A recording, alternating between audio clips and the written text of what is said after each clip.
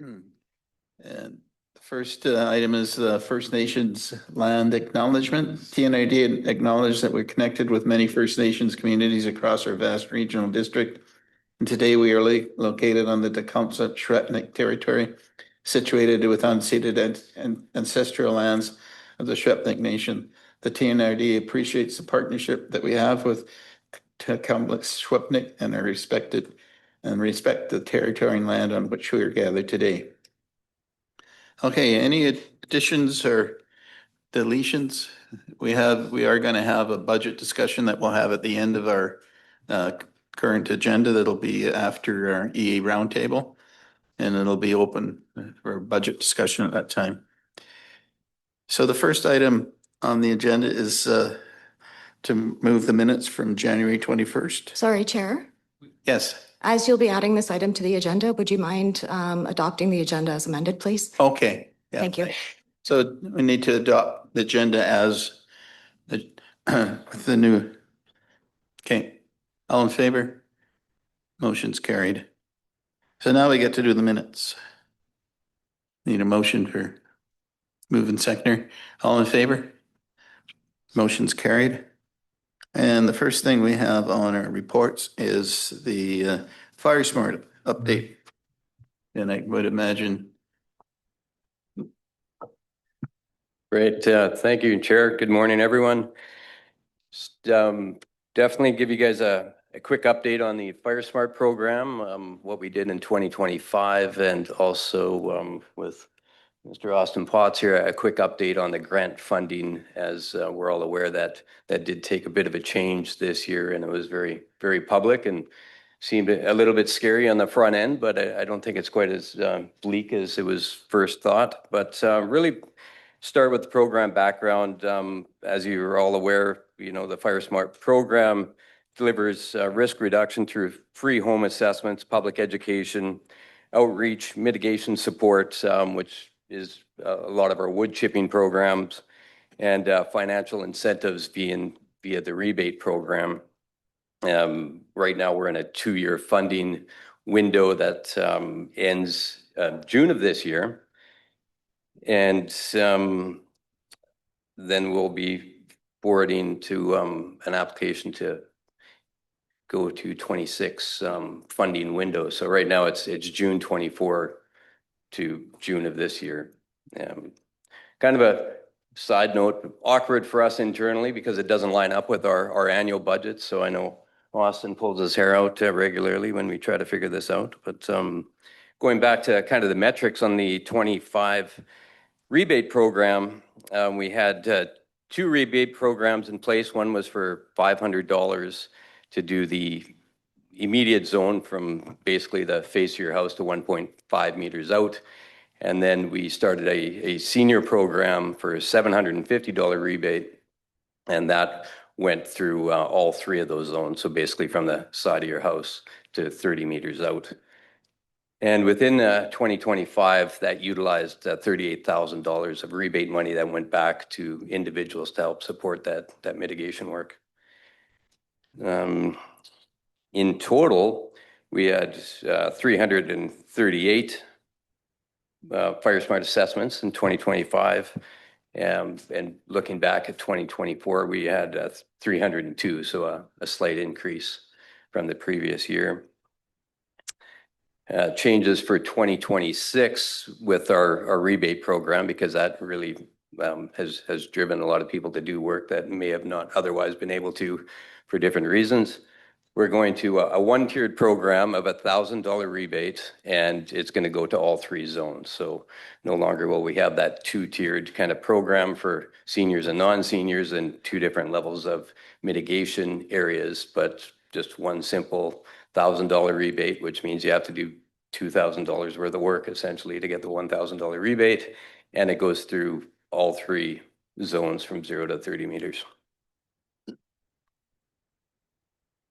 What else do we have? As far as the community outreach, I mentioned the chipping program, very successful last year. I suspect it'll be also successful this year. We hit a number of communities, name a few here: Blackpool, Glen Grove, Nisconolith, East Barrier Lake, Brookmere, Lac Lejeune, Heffley Lake, Upper Clearwater, River Shore, Paul Lake, Big Bar, Squam Bay, and Knuff Lake. So we hit quite a few communities, very successful in the chipping program piece. The Fire Smart Committee, this is worth mentioning because at the beginning of Fire Smart through the UBCM funding model, we were required to have a Fire Smart Committee. At that time, we came to the elected officials and asked for recommendations of people within your elected EA areas to create this committee, which we did. And that committee had met a number of times, which met the parameters of the funding.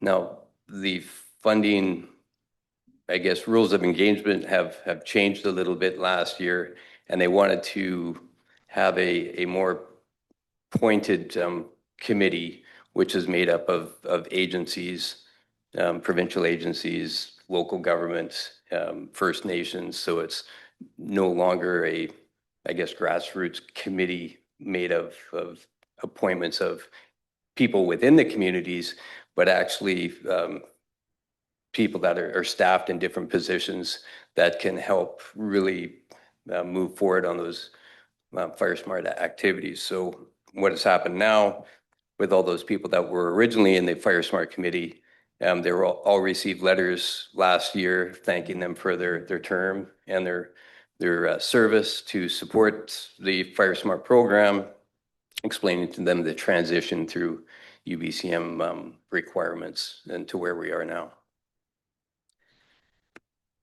The last thing on my list here is the Farm and Ranch program, because I know that's also very important in the regional district. That is also changing. We don't know exactly what it's going to look like at the end of the day, but there still is going to be a Farm and Ranch component. That's, again, I suspect very popular. We just don't really have the marching orders on what that looks like, but we'll be prepared to roll that out when that develops.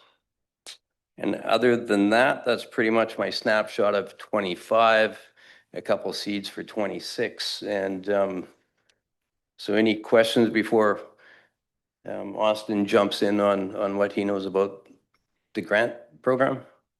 Do we have questions? Maybe we'll ask the questions for you first, and then any directors have a question? Director Grenier. Thank you, Chair. Thank you, Jason, for that update. On the rebate program for this year, you said that we had 338 for last year. Is there limitations on this money, and is it first come, first serve, or is it going to be apportioned if we blow over some threshold? If you could let us know about that. Yeah, you bet. Through the chair, thanks for that question. It is first come, first serve. We did a media release on Monday with the parameters of the program because it isn't obviously funded indefinitely. So we do have, initially we budgeted $100,000 for this rebate program, and again used 38,000 last year. And then those remaining elements we'll continue forward to fund it. And as far as the applicable work that can be done when the assessments take place and the field fire smart coordinator comes to the property, they're going to walk through what that looks like with each homeowner. And then there's a re-inspection on the back end to quantify the work that they've done, ensuring it's within the scope of the mandate, and also qualifying that there is $2,000 worth of work done, whether that's through their own hourly rate, which the Fire Smart program equates their own labor at $32 an hour, or if they've hired a contractor to do work on their behalf, and that's equivalent of that other $1,000. So just to understand this, it's 100,000 less the money that was issued last year, or is it 100,000 this year? Well, go ahead, Austin. The Fire Smart budget is a little bit unique in that the intake period for the program is actually from July 1st to June 30th. So when we say, when we're talking about budget and spend for the Fire Smart program, we're usually talking about that 12-month period that'll overlap half with one year and half with the next year. So it's a little complicated to say whether it's related to last year because yes, but it comes out of the pool for the funding that we're currently spending from this intake. So just to, I don't think that answered it. Is it 100,000 or is it 100,000 less the number that you had quoted? I think you said 38,000, I think you said. That would leave, what, 62,000 at 1,000 a person? That's 62 applications. Yes. Yeah, it's coming from that 100,000. It's from the 12-month intake period that we're currently in right now. And we had 338 last year. So we have 62 lucky people and then unlucky people. I think sometimes as I look through the different programs from last year, not everyone utilized the full amount. So it's a maximum of $1,000. It doesn't mean people are going to achieve $1,000. So it's just that maximum amount at the end of the day. And I can add that the total amount of properties from 24 and 25 equate to around 6% of our entire assessed properties in the regional district. So it's just really a drop in the bucket from 100%. Director Smith? Thank you, Chair. I'm just wondering how do we quantify the hourly rate? Like how do we justify, or how does the customer or the resident justify the hourly rate? Or is that done during the post-assessment? Or do we just take their word for it that they spent 25 hours cleaning up their yard? Or how do we justify that? Yeah, great question through the chair. So that is a discretionary call from the field fire smart coordinator. So when they go out and do the initial assessment and they create that grocery list of work that needs to be required, they put an hourly average to that as well, recognizing some people can work faster than others. But so it's not a perfect science, but it's the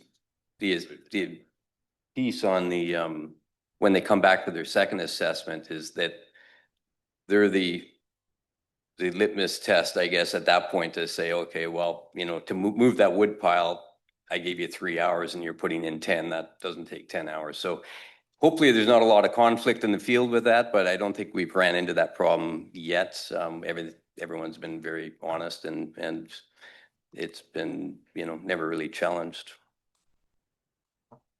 One point that I'll bring up, Chair, if you don't mind, back to Director Grenier's comment is when we're talking about assessments, it doesn't also directly relate to the rebates because not everybody even cares about a rebate, believe it or not. They just want the assessment to do the work. So assessments are still free. They can go on as long as the program is alive. The funding is another component to assessments. So it's when we run out of money on the rebate program, it doesn't mean we stop assessments, if that helps. I found it interesting in my area because we haven't had any major forest fires in Area M. We had a meeting out in Lower Nicola, which is the largest area for the residents, and there's a lot of fire issues in that community. I think we had 6 people come down to hear about Fire Smart and how they can get paid to clean up their own property. At Harmon Lake Estates, we actually had a grass fire out there. And I think maybe 1 or 2 people might have gone in for the assessment. Because we haven't had a major scare and a major fire in Area M, people are not taking advantage of the program. And we did make lots of effort to try and have people take advantage of it, but it didn't happen. I don't know if you got anybody that took advantage of the program in that area. quickly look at my list here, Chair, to see if Harmon Estates is out of the rebate program side is what I have.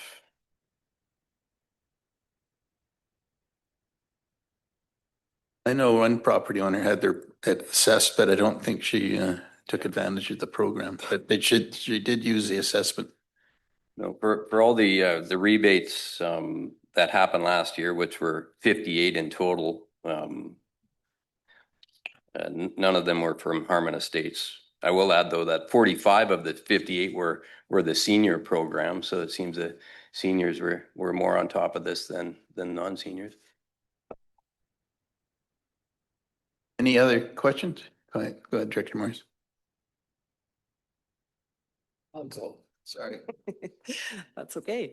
I just have a comment and then a question. And the comment is what I've heard from people in the community of Blue River and Avola is that they're a little bit nervous to get the Fire Smart assessments because they're afraid that it will impact their insurance in the future if they chose not to act upon the recommendations. Can you comment on that for me, please? Let's do the chair.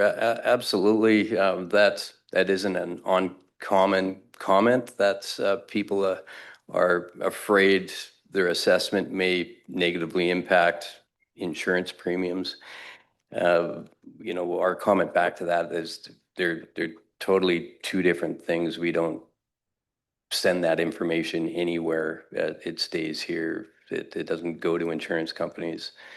I don't know how to mitigate any more, paranoia or fear from individuals, but that's not the intent of the program at all. It's really to help educate people to make their properties safer and not connected to their relationship with their insurance companies at all. Thank you for that answer. And then just a clarifying question for the $1,000, and you mentioned the 3 zones. If someone were to get some of the work done, but it doesn't bring their house to be approved or finalized for the Fire Smart assessment, would they still get paid to do a portion of it? Yes, yeah, absolutely. Yeah, I just got Director Smith and then you. Director Smith. Thank you, Chair. Would you be obliged to divulge that assessment if you did get a call from an insurance company? That sounds like a ledge question to me.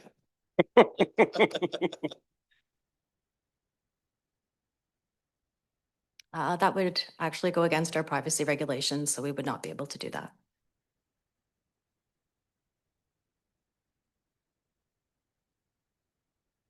Okay, Director Howard.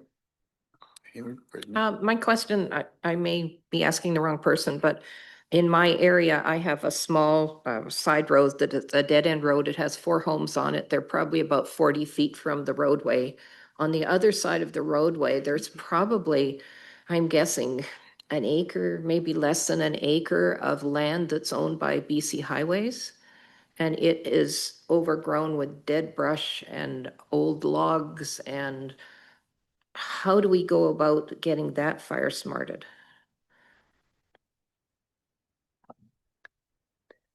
Through the chair, that's another great question. And Fire Smart's program is really based on principal residences and those 3 zones coming from the face of the building. Unfortunately, it doesn't support vacant properties regardless of ownership on support through the Fire Smart program. So we need to go after BC Highways because we also have a trailer park on the other side of it. So it's a disaster looking for somewhere to happen. Thank you. I need to clarify that. Any other questions before we move on to the next topic? Thanks very much. I guess, Austin, are you going to fill in the money side? Thank you.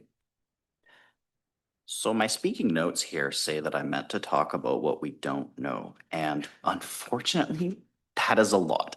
So we received a notification a couple months ago about the future of the Fire Smart program, and The essence of the message that we were communicated is there's not enough money to go around. And this was conveniently timed as well with the provincial budget. And as we started to review what we did know and the information that we had, we requested a meeting with UBCM. So we had a one-on-one with our program manager, and that was Ainsley and myself who met with them. And when we were discussing the future of the program, we got a lot of answers back of just wait and see. We don't know. What we do know is there's two different funding streams or application methods that you can apply to the Fire Smart program under. The more difficult version is the application based. That's where you actually have to, you pitch your case and they review it and approve it on the basis of your application. With us being in the highest risk fire zone, we are approved for the allocation basis where you receive a lump sum and then an extra portion for each electoral area that you have. Under the allocation basis, we don't have to sell our case. We don't have to give them a detailed description of all the tasks that we're going to do. The assumption is we are in the highest risk zone. We know how to manage the fire smarting. So over the last month or two, we've gleaned a little bit more information. We know that it's going to be based on fire risk. So we are very hopeful that once these changes go through, we're probably going to be at the top of the list for approvals. We don't know if we're going to get the same amount, and I can't tell you anything about that because I really don't know. If we were to receive as much as a 20% decrease in the amount of funding, we would still be able to do a lot of the stuff that we're doing now. The priority of what we're doing may have to shift a little bit, but we currently receive $700,000 per intake.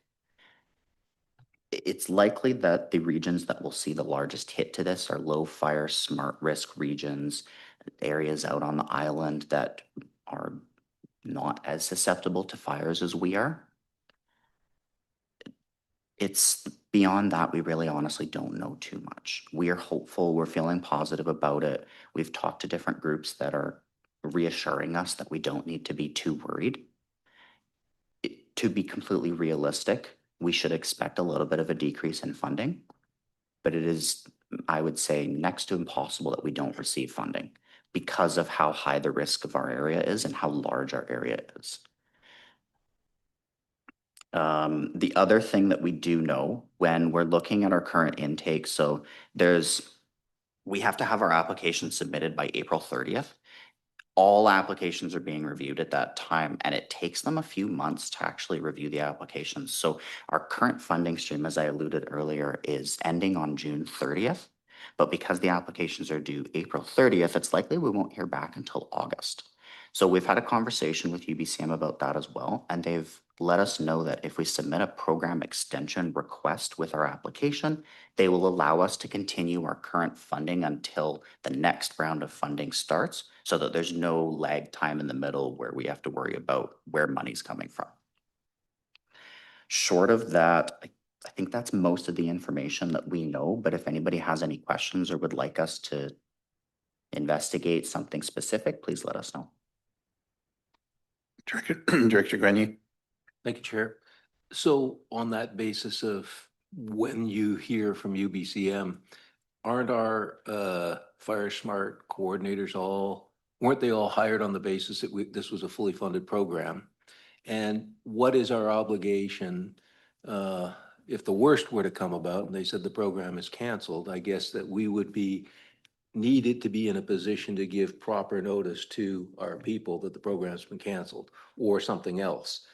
You would bring it back to the board. So I take it you're alive to that very big issue.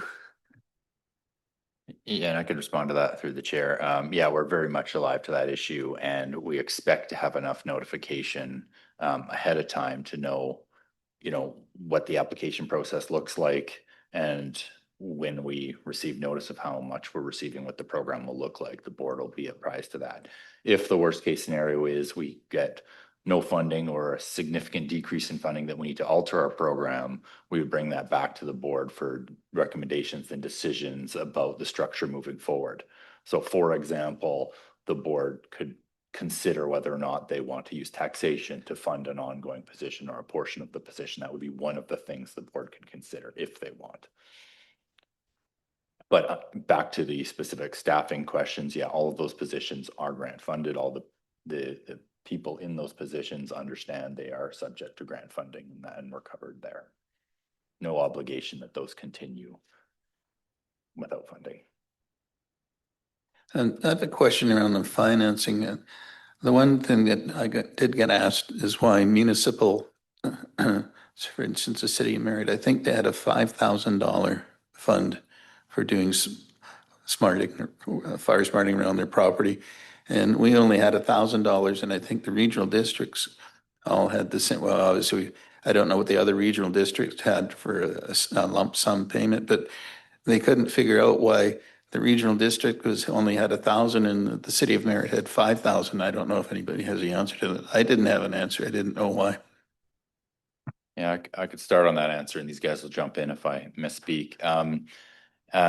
And I believe Director Thorpe brought this up at a meeting previously. So the issue there actually goes back to something that Director Graney brought up earlier in this meeting is we have a set amount of funding, so it's actually up to the local governments to design what the program looks like. So do you want to offer a really big incentive to a few people, or do you want to try spread that money out further? Being a new program, it's also hard to know what the uptake's going to be. Are you going to spend all the money? You don't want to have the rebate too low that we don't end up spending all the money, but you don't want to have it so high that only 20 people take advantage of it and then no one else. And then you have to decline a bunch of applications. So that's one of the reasons we increased it this year based on what we've been learning in terms of what the uptake is. So we've doubled it this year. That means that the city of Merritt had a lump sum and they just decided the maximum would be $5,000 instead of the 1,000. So we wanted to get it out to more people. So our funding was capped at $1,000. Okay, thank you. I understand now. Any other questions from the board on that topic? Great, thanks very much. Oh, the next thing is candidate election information. Should be a good topic. Thank you. Thank you, Chair. I've distributed out the two documents. One is the handbook for local candidates for 2026 elections, and also a fact sheet for what you need to know before you start campaigning. That was at the request of the committee at the last meeting. Just wanted to touch base on some items. So we do have listed here as the pre-campaign period starting in on July 20th. I'm in general sense, this mostly pertains to election advertising and finances where you would have to record your expenses or any contributions received prior to the election. But when it comes down to, say, a grant and aid, that electoral area directors would be distributing out. I just would like to err on the side of caution that perhaps it becomes a board-approved grant in that case versus electoral area director promoting or having a perceived promotion of a grant that they would be issuing from your electoral area grant and aid budgets. So it's just something I just wanted to touch base on for that. In addition to that, there was also a question around permissive tax exemptions. This is something that staff will look into, but should be addressed probably in 2027 with the new board, whether or not the board would like to proceed. Something we've never done before in the past. There's a definite need for policy development, adhering to timelines, setting timelines, forms, et cetera, as well as the fact that we are into an election year. And the approval for that would be required at the end of October. So something we'd like to be cautious about. This is also something that would need to be budgeted for, which we have not currently budgeted for in this budget that you guys will be approving tomorrow afternoon. So items to consider. We'll be probably bringing a report back to the Policy and Governance Committee for a future policy and governance committee to obtain feedback on permissive tax exemptions as well. Does anyone have any questions?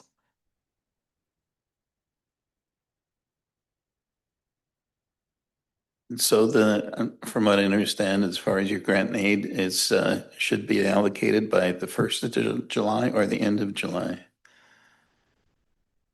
To be honest, I really can't tell you when you should not be doing it. Best practice, I would say, is to ensure that things are allocated. Otherwise, we get a board approval, so it looks like the entire board has approved this and it is issued from the board. So it's not going to be misconstrued as promotion for an electoral area director issuing grant funds. Yeah. I always promise a chicken in every pot, that I give them a little cube of, chicken, what do they call it? Oxo. Yeah. So they don't get a chicken in every pot. They just get the juice. I've never done that either. It's just my crazy thought.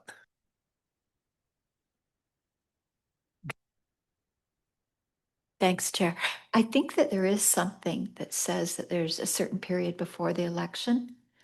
Yeah, I was thinking it was 3 months, so it must be this July 20th that we can't. Now, I have another question. So I do community collaboration meetings every summer. Now, if I moved those up so that they were all done prior to July 20th, I could still do that as long as I didn't start any type of campaigning until after July 20th? Just to clarify so that I'm not breaking any rules. Well, that's a very good question. It would probably be advisable to do it before that time. The election period does start from Jan 1, 2026. You still would have to announce your candidacy and everything else as well. But that being said, that pre-campaign period is where we kind of adhere to things on a more of official level, especially when it comes down to financing and election advertising. So if you were going to be doing something like that, it would probably be advisable to do it prior to the 20th of July. But it wouldn't be breaking the rules as long as I wasn't campaigning until after all of that was done. I think if you're having community meetings in your role as an elected official, that's fine, as long as you're not promoting your campaign while you're doing so. I think you should be okay. Perfect. Thank you. Director Hahn? Thanks, Chair. Madam Marnie, it says on this 2026 general elections sheet, election period January 1 to September 18th. Expenses used in this period must be disclosed on the campaign financing report. Does that mean the expenses that we incur coming to these meetings and that, or expenses on our campaign? These would be campaign-specific expenses only. Anything that you incur as during your role as an elected official would not need to be registered. Director Grenier? Thank you, Chair. Again, on timing, I have a community group that I met on Monday night, and I think they're going to be putting in an application of the regional program. And if they're successful, that's great. And if they're unsuccessful, they've said, what about the director one? So I'm thinking in terms of July 20th, when do you think we will know the outcome of the regional application? I would defer to Austin, who would be able to provide some input on that. We don't have a specific day right now that we're trying to get it finalized by. When the intake closes, we do our best to meet as a committee within a week or two after that. And then it just depends when the next board meeting is that we can actually prepare the overall summary of who wins and finish the scoring. We'll try to have it done as soon as possible after the intake closes. It just depends on what else is going on and the dates of meetings. And that intake closes when? I think it's the end of this month, isn't it? That's correct. Okay, so March, April, by the end of April, we probably have an indication of whether they were successful or not. Oh, it won't be too long. I'm hoping that we'll be able to bring it in April. If there's an unexpected delay or whatever, it will be sometime in May, but it's not going to be like later in the year. And well before July 20th. Definitely well before July 20th. Thank you.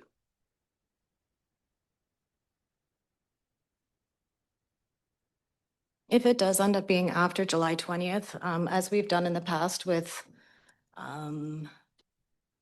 receiving approval from the board to use additional grant funding or remainder of grant funding and apply it to a certain requester, I think at that point we could obtain a board like a board resolution to approve it as a whole, as the board, versus just coming from one individual director. But that would be something that would have to be decided upon by staff and should the regional grant and aid not be approved. I know previously we have had a problem with some of the directors giving out funds in really close to the start of the election, and I don't think any of the directors that tried to do that, I don't think their grant and aid was approved because of the timelines. And it was like the same of what we're talking about now. It was basically you're looking at giving money to a society, and you look really good just before the election. So myself. I think we should have our grant and aid sorted out by July 20th, and then there's no issues. And it should be something that we could do. Thank you. Any other questions from the board? Good.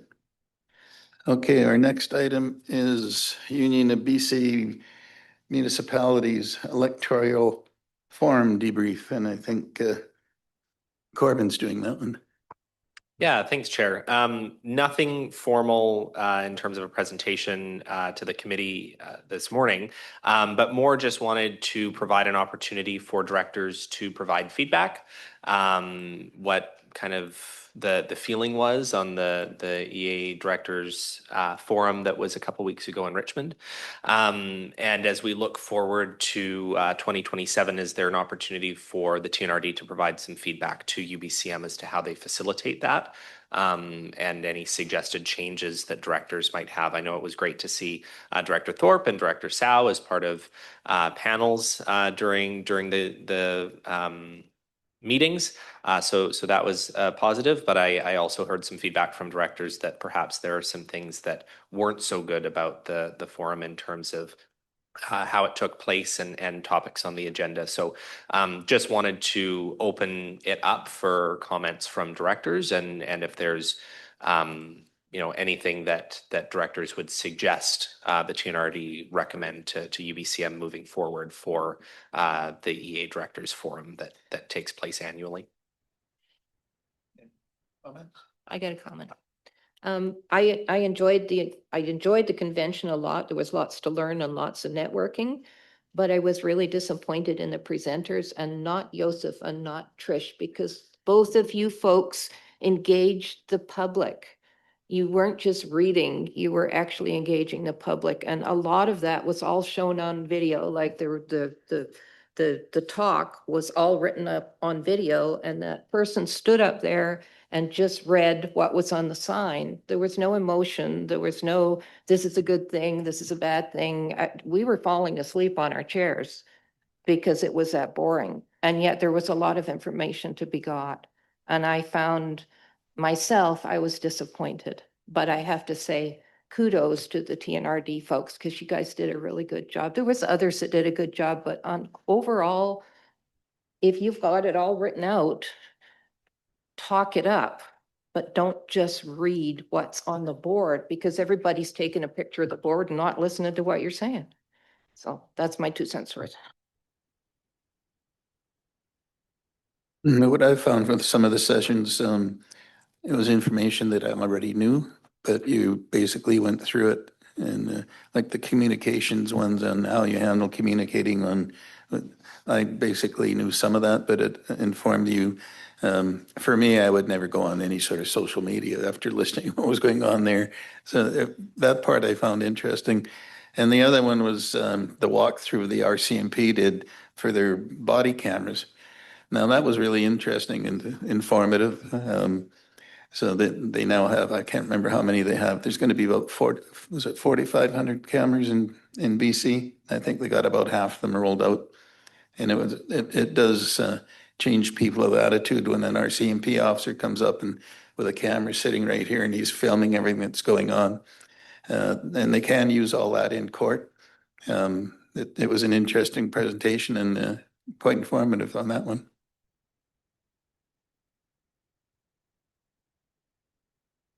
Any other comments? Okay, Chair, if I could just add a quick comment. yes. Thank you. We typically budget for this on an annual basis for that, and it sounds like there's still value in going to it, and it's in this year's budget, and it'll be in next year's budget, so we'll just continue forward with that unless we hear differently, or if you want to reinvest that some other way, but just wanted to make sure the option was there and people knew. What I find with those, they're all different. Sometimes you get a lot more information out of the presenters, and I think it's a very worthwhile opportunity to go down. And the other thing that you get to do is talk to the other EA directors that are there and ask questions of how are you doing this, or what are you doing with whatever topic that you want to talk about. I talked to quite a few directors on where they're going and what they're doing with different topics. And it's always nice to get that input.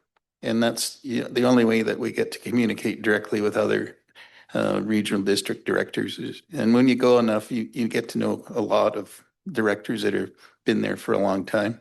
So that was it's a really good information gathering that you can get from directors.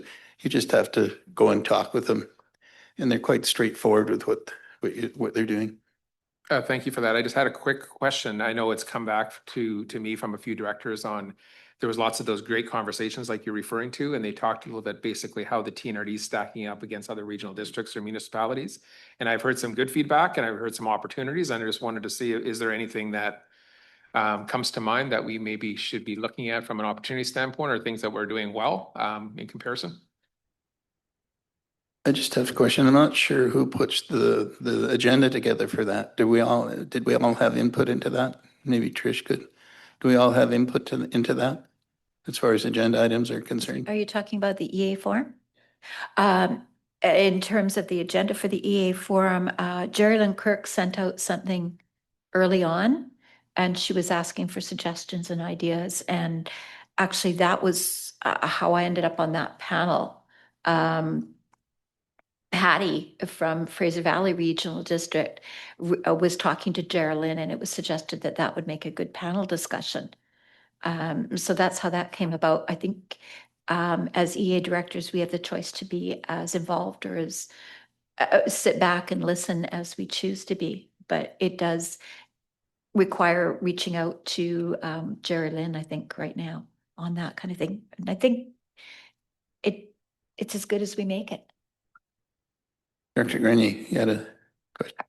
Thank you, Chair. And responding to your question about feedback on issues and how we stack up.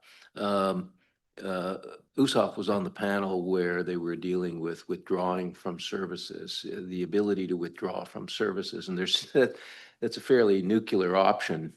It's all or nothing. There seemed to be a number of regional districts or EA representatives that were going to either apply or had applied to withdraw from a service as an EA director against sort of the rest of the municipal board. So there was quite a division. And one of the things that I commented on at the EA forum was the SWOT analysis that our staff and our departments go through, give an opportunity to flush out any contentious issues. I think it provides a forum and gives some insight to our directors so that we can maybe not go the nuclear way, but can say, okay, is this service still doing what we originally anticipated? Do we modify it as opposed to kill it, or is killing it the right thing to do? So I think that our process that comes with budgeting is helpful in not putting things immediately to the extreme. So that's something that I think we've grown into over the 4 years that we've been here. Any other comments? Go ahead. Sort of share Jill's words on what I thought of it too. It was a lot of good in it, but I'll compare it to a forum I went to on Friday night down here at the Colombo Lodge. There's 3 members of parliament that put on a forum. We're supposed to be talking about land claims and fishing rights and various things. And there was 3 members of parliament for the whole duration, did all the talking. They had some questions that were brought to them ahead of time to answer, and not once was the crowd engaged with those 3. Not once could you ever put up your hand and say, you know, you sat there like, to me, it was boring. And I'll tell them. Kind of like being in church, Doug. I'll tell the 3 that I don't go there that often, but no, it was somewhat comparable. You have to be able to engage in those panels like where Usoff and Trish were on. I thought were good because you had engagement there and then you had engagement from the crowd, and but just to sit and listen for 2 or 3 hours on something is you go to sleep. Any other questions or comments? Okay. Next on our agenda is the Agricultural Land Commission I'm having trouble with that word. Discussions. Yeah, thanks, Chair. Just waiting for, in a previous meeting of the board realigned its advocacy priorities to include 3 kind of focus areas, 4 if you include the hospital district. One of those areas was the Agricultural Land Commission and concerns regarding the ALC and the process that it goes through and impacts that it's having on residents in the TNRD. Following that from the board, I had conversations with Mr. Kraus about what it is that staff are feeling and how we might be able to better address that. So what's up on the board is what Mr. Kraus was able to put together in terms of 7 high-level topics that would relate to the Agricultural Land Commission that staff are feeling impacts from. And what we want to hear from the board, and I'll turn it over to Alex in a second, just if he has any other thoughts or comments to make. But what we really want from the committee today is to get a better understanding of what it is that we actually want to be asking of the province. And when we have meetings with the Minister of Agriculture, what are we actually asking her to do? And I think a prime example of what we probably can't ask for at this point is more money. And that's, I'm not sure if everyone had seen, but the Agricultural Land Commission, the commission itself, its budget was cut this year, and they're expecting to be laying off some staff. So there's that consideration. So I think we need to get creative with what we're asking for from the agriculture minister, who of course is responsible for the commission itself. So Alex. Yeah, thank you through the chair. So I think Mr. Kelly has explained it well. We're at a place now where the ALC has heard our concerns. The Ministry of Agriculture has heard our concerns, and they take notes, they seem to nod, but we don't know where to take it from here. And part of it is, do we offer solutions? Do we say, not only is this a problem, here's what you ought to do. For example, the notice of intent process that I have as the first item. We know it's a concern. What's the solution? Should we be advocating that the ALC remove it entirely? Should we be advocating that they simply fix that process? In some of our discussions, I think the ALC again and Ministry of Agriculture are listening, nodding, but they're not sure where to take it from here. So we'd like to know how much further to push and maybe which of these specifically you'd like us to push hardest on so that we can focus our efforts. And maybe I can walk through these items if that's helpful. So the first is, and that's kind of what launched into this issue, was this notice of intent. So that's where a property owner who in the ALR who wants to build, say, even a garden shed or a garage, an accessory building, now has to go through at least a 3-month process and an application fee to the Land Commission where their drawings are reviewed to determine whether that garden shed or garage will have negative impacts on agriculture, where the placement of that garage or shed should go.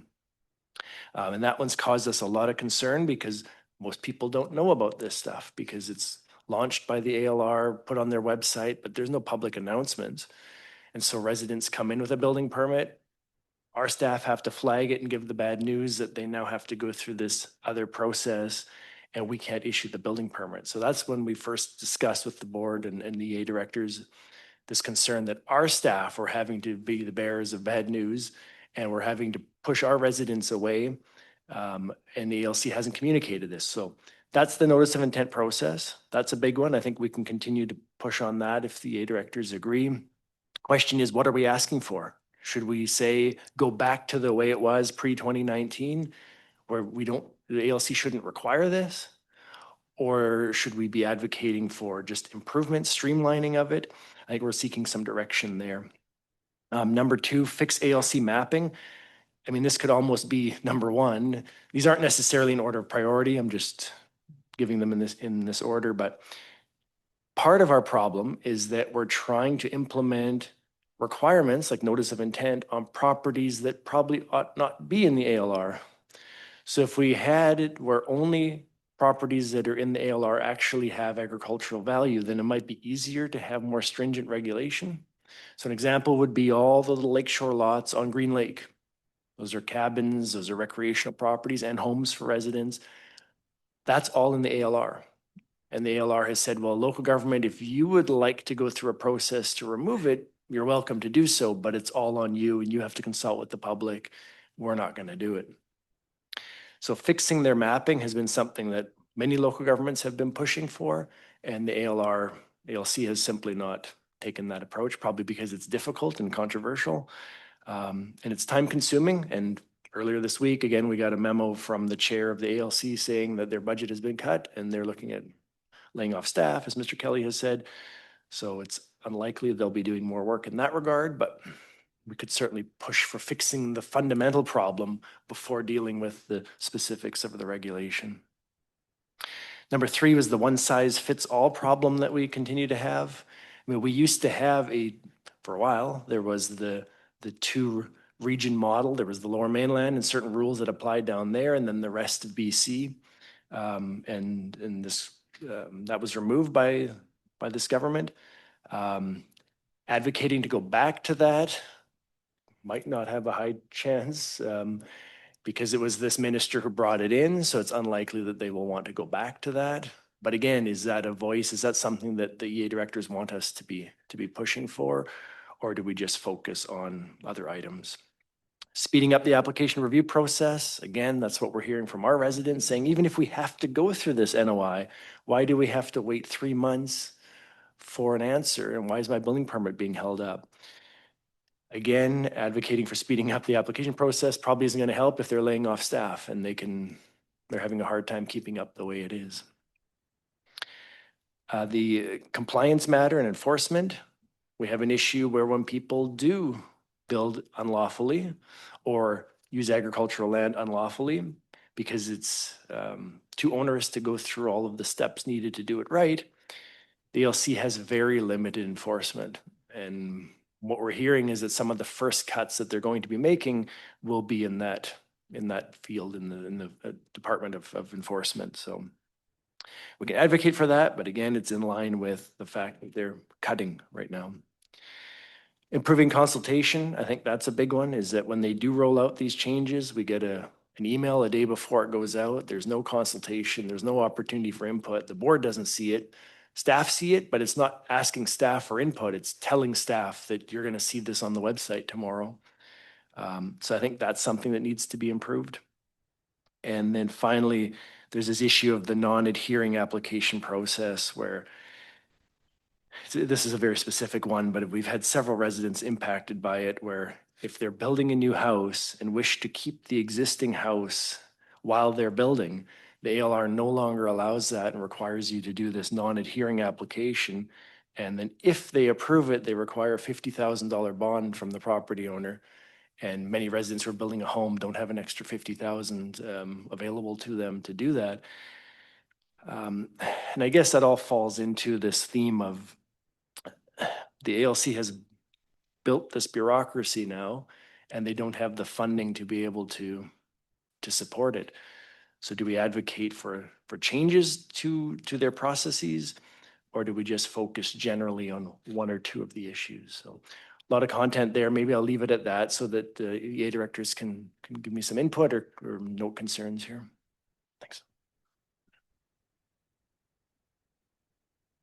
Go ahead, Director Smith. Thank you, Chair.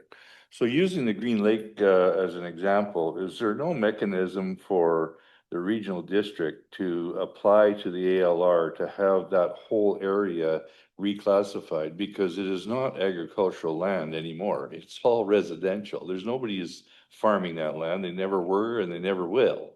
So why is it that the regional district can't go to the ALR and say, this whole area here is R1 now? It's not ALR designated. Through the chair, yes, there is a process for that, but it's entirely on TNRD to run the whole process. So that would be costs all on the department to do that. So is it possible? Yes. But we would need to know, we would need to have, design that project and fund it. It's not as simple as making the request to ALC. We'd have to do multiple community meetings. We need to put signage on the properties. And then there'd have to be a board decision to support removing it. Then it goes to the land commission, and all of the costs are borne by the regional district because the ALC won't be part of it. We've had a couple of community conversations, not necessarily Green Lake, but with communities about this concept. And what we run into is not all members of the public support it because there is a tax break for being in the ALR. And so many have pushed back on us. We tried it. We had a discussion in Whitecroft, for example. And the community there was, split. Half the community was very adamant that they don't want to lose their certain farming rights in case they want to have chickens and small scale agriculture. And secondly, they didn't want to lose their tax break.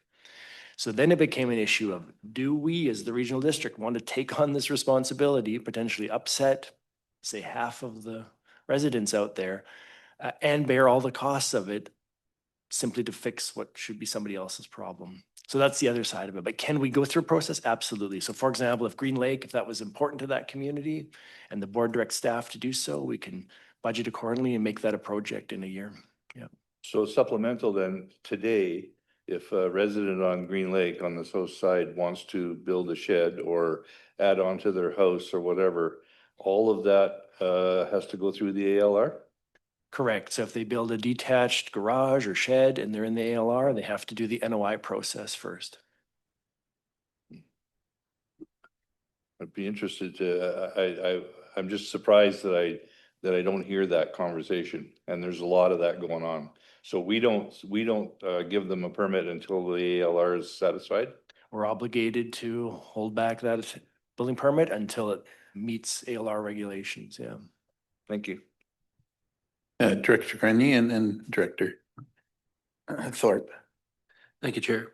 This morning on CBC Radio, you had the ALR chair, you had Lana Popham, and then I think it was the mayor of Richmond. And the mayor of Richmond said maybe one of the solutions is to hand back control to the regional or to the local authority for housing and that sort of thing.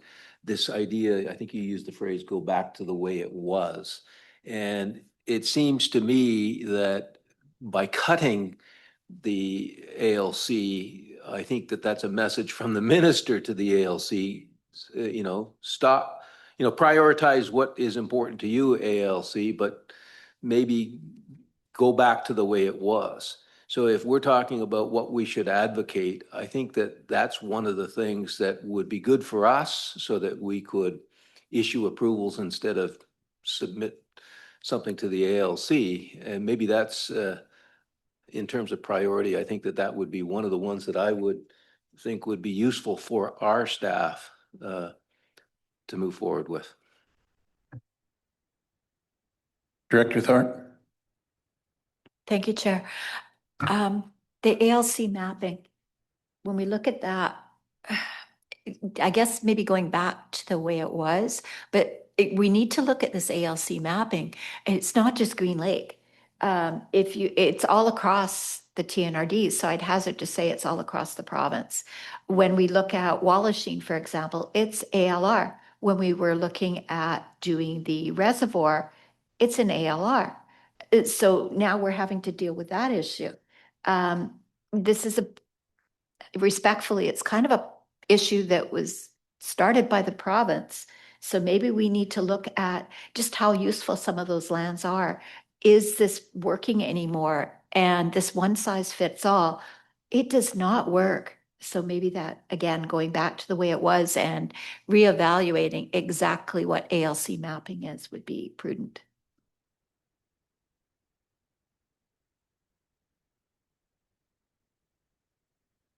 Any more comments or any other comments from the board? Cotton? I think the main thing, whether you look at it on the land ownership side or on the TNRD side, the whole ALC is nothing but a big bureaucracy. What I see people are doing is, I think you mentioned it earlier, Alex, they're frustrated. They just go do it anyhow.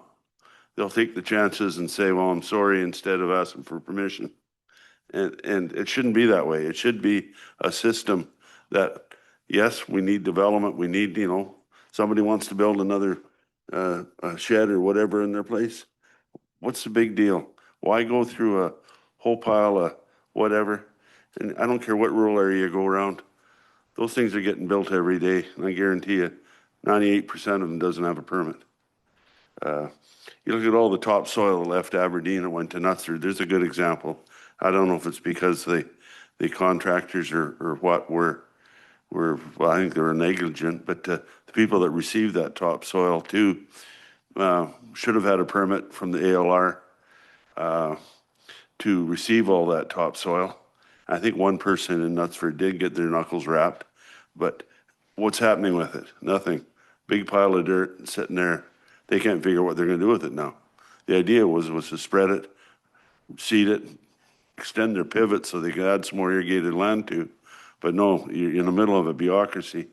And it's just, that's what's happening. And I don't know what the answer is. It just needs I think the whole thing needs a bomb under it and overhaul. And because it's not just one issue, there's many issues. And I think they need to take a whole long, hard look at it. And I'm just telling you a few of the things that I know I see happening around Nutsford. So leave it at that. I know I sat through the session at UBCM that the LR put on. At that time, they were reviewing a part of the ALR legislation, and they were supposed to have a report coming out in the spring as to what they were going to do. But it probably won't be happening now if they're already decreasing their staff. It's interesting. This question has been going on ever since they put the ALR in. I don't think they've done much in the changes from the original bylaw or the laws or whatever policies they put in around ALR. And I have no idea how you'll unwind a bureaucracy like that. When I was there, they were more, they tell you there's 6% of all of BC that's arable land, possible agricultural land. And they were very protective of any of it. One of their biggest concerns in the Lower Mainland were people were coming in and buying agricultural land, 20 or 30 acres, paying $1 million for it and putting one house on it. And what that did was it increased any of the local farmers that wanted to have add to their farms with more land. They couldn't afford to buy the land because it has an artificial value. So it's an ongoing question. I don't know if it would take a very strong government to actually take that apart and put it back together again, from what I've seen. Thank you. Thank you. I just have a comment from this conversation, but the very first item that you talked about, Alex, was the notice of intent. And I think moving forward from what I've gathered from this conversation is the notice of intent is actually causing us problems right now in the TNRD. And I think that is something that we should be requesting to have removed. And then the other issue seems to be the mapping, and maybe as strongly as we can suggest that the ALR would actually look at that. And those would be the two things that I would suggest from our committee in this conversation, unless I've missed something completely, but those are my thoughts on that. Any other comments before we move on to the next topic? Me. Oh. Me, here. I just want to add that, thank you, Lee, for saying that, because I was going to say that too. So I agree 100%. Yeah, go ahead, Gordon.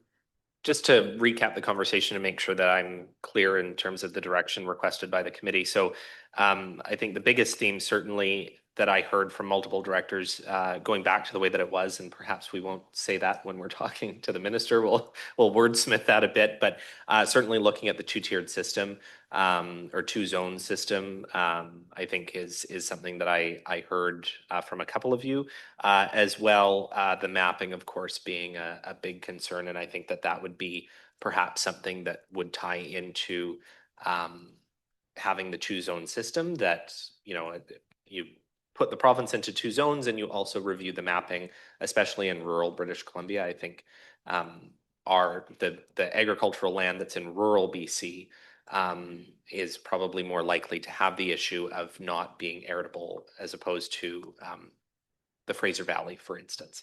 And then, of course, the notice of intent was kind of the third piece that I heard and requesting that it be fully removed. And I can say that the commission is not a fan of us when we say that, but I think it's an important conversation to continue to have and make sure that the ministry and the commission both know that the TNRD takes this issue seriously, and we want to see change brought to the process. So those are kind of the three big themes that I heard. I don't know if I'm missing anything, but I just wanted to recap there for directors. Great, thank you.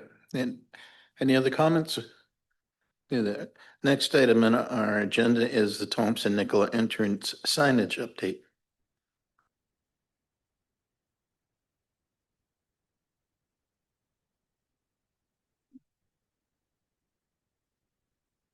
Good morning, everyone. Sherry Madden is the lead on this project. She'll be presenting an update.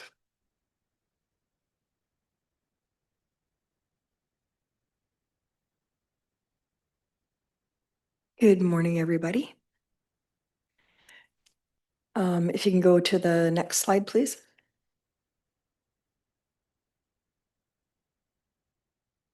They're giving me control. Oh, that's dangerous. How does it work? Just push this button. This button. I need directions. So I'm very happy today to be able to come and present that we have some positive motion on this project. So I just wanted to provide a bit of a background on the length of time that this project has been in consideration by this board and previous boards as well. So the project came to the original thoughts in 2004, and then finally in 2021, the committee and therefore through to the board confirmed the design, confirmed the 5 locations, and developed a budget estimate for the projects. Due to the 2021 wildfire season in the atmospheric river, the project was substantially delayed at that time. And then moving into 2022 and 2023, we had continued delays, but we did manage to get our engineering agreement signed near the end of 2023 for the actual structural design of the signs. In 2024, we completed the signs, we submitted the applications, which were submitted as 9, and then they consolidated some. We were down to 7. But what happened to us then, I think you may recall from previous presentations, is the different MOTT districts came back with wildly different answers. Everything from, please just tell us how far off the fog line it is, to this doesn't apply to any of our programs, your application is refused. So at that point in time, we moved forward with one MOTT district manager to coordinate on our behalf so that all of the applications were viewed in the same lens. And that provided us the coordinated approach that we did need to move the project forward. All right. You tell me it works. Okay. There we go. So in January of 2025, we had a senior development manager taking the lead role out of the Fraser Fort George Regional District because that's where the majority of the signs were, due to the fact that we also had submitted signs for the Welcome to Avola, Welcome to Blue River permits. So we had 5 applications in their area. So they took on the lead on coordinating the information with all of the other locations, and as well ensuring that the answers we were getting out of the MOTT engineers were coming from one engineer on all of the application sites. So since that time, I'm happy to report that as of January of this year, we finally got all the answers we needed from their engineers. We finally got the updated drawings that we required from our engineer. Joe and I spent a number of days in the field picking out the preferred locations, taking the measurements, doing some photography, and those completed, updated applications were submitted near the end of January. The first one came through as approved, or actually it would have been the first 3 for Alberta, Blue River, and Avola in mid-February. And just this last week, we had the approval for the 70-mile location as well. Yay. So right now I've had indication that the Falls Creek site is under review. It's gone out for First Nations referral with a deadline of April 30th. So we will not hear anything back on that one prior to April 30th. And Little Shuswap and Westwold are both under review at this time as well. So what we're looking to do moving forward is I will continue to follow up. So I know for Falls Creek, I'm not bothering them again until after April 30th. If I haven't heard from them, I am going to follow up on a bi-weekly basis with the other 2 applications for Little Shuswap and the Westwold area, just to ensure it stays on someone's radar, because when I go in and look at their system, it just says under review. It doesn't tell me if they're waiting for operations to tell them they've reviewed the site is fine, and it's just a matter of getting the paperwork done if it's out to First Nations referral. So I'm trying to keep my finger on the pulse to ensure that this does maintain as a priority for them. And the new one that got added, and Director Sal's not here today, but in the last budget for the capitals, we had added the Welcome to Vavenby sign. So I've been working with MOTT staff in the Vavenby area, and we've had to go through a couple of different options for that sign. So we're just working on finalizing what it's going to look like, what the actual location is. They've done a site review already, so it just needs to have some final information that I need from other people who will be back after spring break. And then we'll be submitting that application as well. All of these signs, so it will now be 10 locations, will be included in one request for proposal for installation package. And then we're going to allow the proponents who are submitting bids to submit. They could submit they just want to install the one in Alberta. They could submit that they want to install all 10 of these signs. The one caveat that we will have in there is that we do have some permits, which are not currently approved, but we can give them the locations. And the other unknown, which will need to be determined by application to the province and by the proponent themselves, is if they need to do any lane closures for this work to occur, because it is adjacent to the highways, they need to submit permits for those as well. And from the 70-mile people who just responded to me, they gave me a fantastic complete layout on how to, what the timeline is, et cetera. So their turnaround time right now is 10 days. So we should have more than enough time to get those applications and plans in. So anticipating that that package is going to go out here within the next month. And then we're looking for installations starting in summer 2026. So just to give you a bit of a refresher, we did end up moving down to a smaller sign design. And this was because in order to actually fit it within the highway's right-of-way, we needed to have a complete 12 by 12 foot structure that would enable us to fit within 15 meters off of the fog line. So the edge of the sign will be 15 meters off of the fog line. So we basically took the design that was being used for the Welcome To signs and adopted it as the entrance signs as well. All that resulted in was changing the layout of the sign itself. It used to be more in a landscape fashion with a rounded portion at the top for our logo. Now we're moving to the portrait fashion like this. The one thing missing from the sign here is the recognition of First Nations language, which will be at the bottom of the sign. So I'm just working with the communications department on the addition of that to the actual sign design at this time. There are the 5 locations which were approved for the installation. So at the top, we have Alberta. Moving along to the right and down, we have along Little Shuswap Lake. And then in the Westwold area, down at the very bottom, it's south of Lytton near Falls Creek. And number 4 would be 70 Mile House, which was just approved. So the budget allocated for the 5 entrance signs for this year is just under $127,000. The recent quotes that we had from last year were about $20,000 to do the installation of the sign, plus or minus. And a big variable in there on the plus and minus will be the distance that the concrete needs to travel from the batch plant for the base of the sign. So the concrete costs that were provided as estimate to us ranged anywhere from $8,000 to $12,000 to give you an idea. The other variable that's in there that I referred to was the traffic control. So to give you an idea, we closed one lane of the North Thompson Highway north of Vavenby to do some work on brushing out our Welcome To Area A sign. And that was $1,700 for about half a day. So that could substantially increase the cost depending on the need for traffic control at the sites. Other than that, we have, just to give you some background, it's not part of this project, but to give you an idea of the scope of the value of the project, $56,500 for the 4 signs that are going in up in the Blue River and Avola area, and then the new addition of the Welcome To sign for Vavenby, which was allocated $25,000 for this year. And that's all I have. Go ahead, Director Houghton. It looks really good. Is there going to be a spot on that sign where you have the region of BC's best? I didn't see that sticker on there. When you had the outlay of the sign. I think the decision may have been made in the past that that was not going to be included due to the size of the letters and the speed at which the traffic was traveling.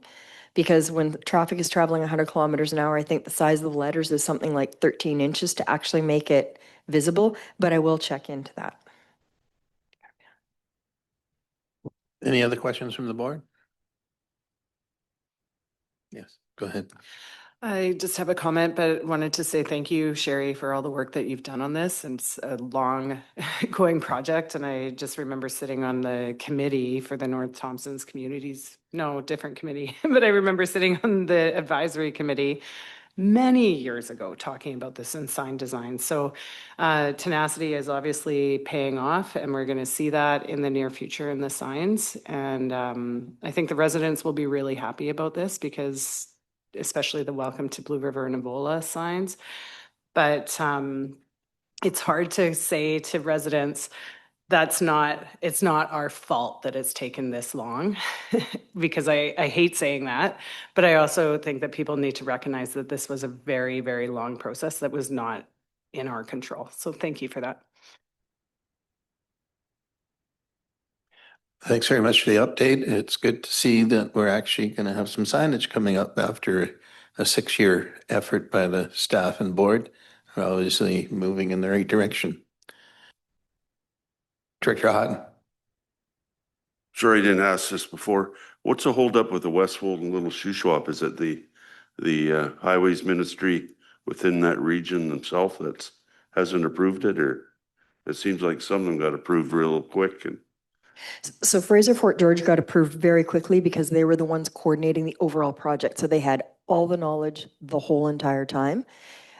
In January, at the end of January, when I resubmitted the packages with more detailed information, more site-specific information, updated design drawings, that was the first time that those groups would have seen them again.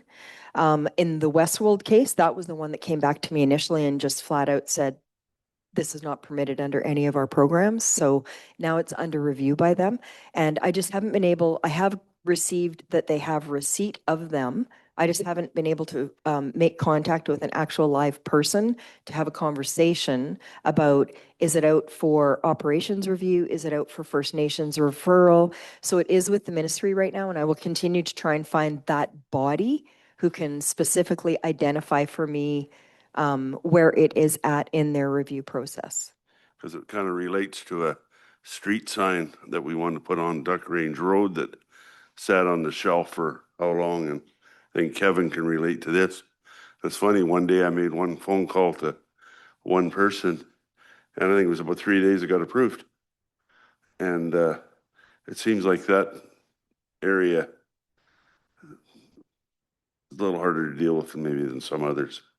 And I've got a couple of numbers if you need help. Thank you. I don't think we're there quite yet, but I will keep that in mind. Thank you. Director Smith?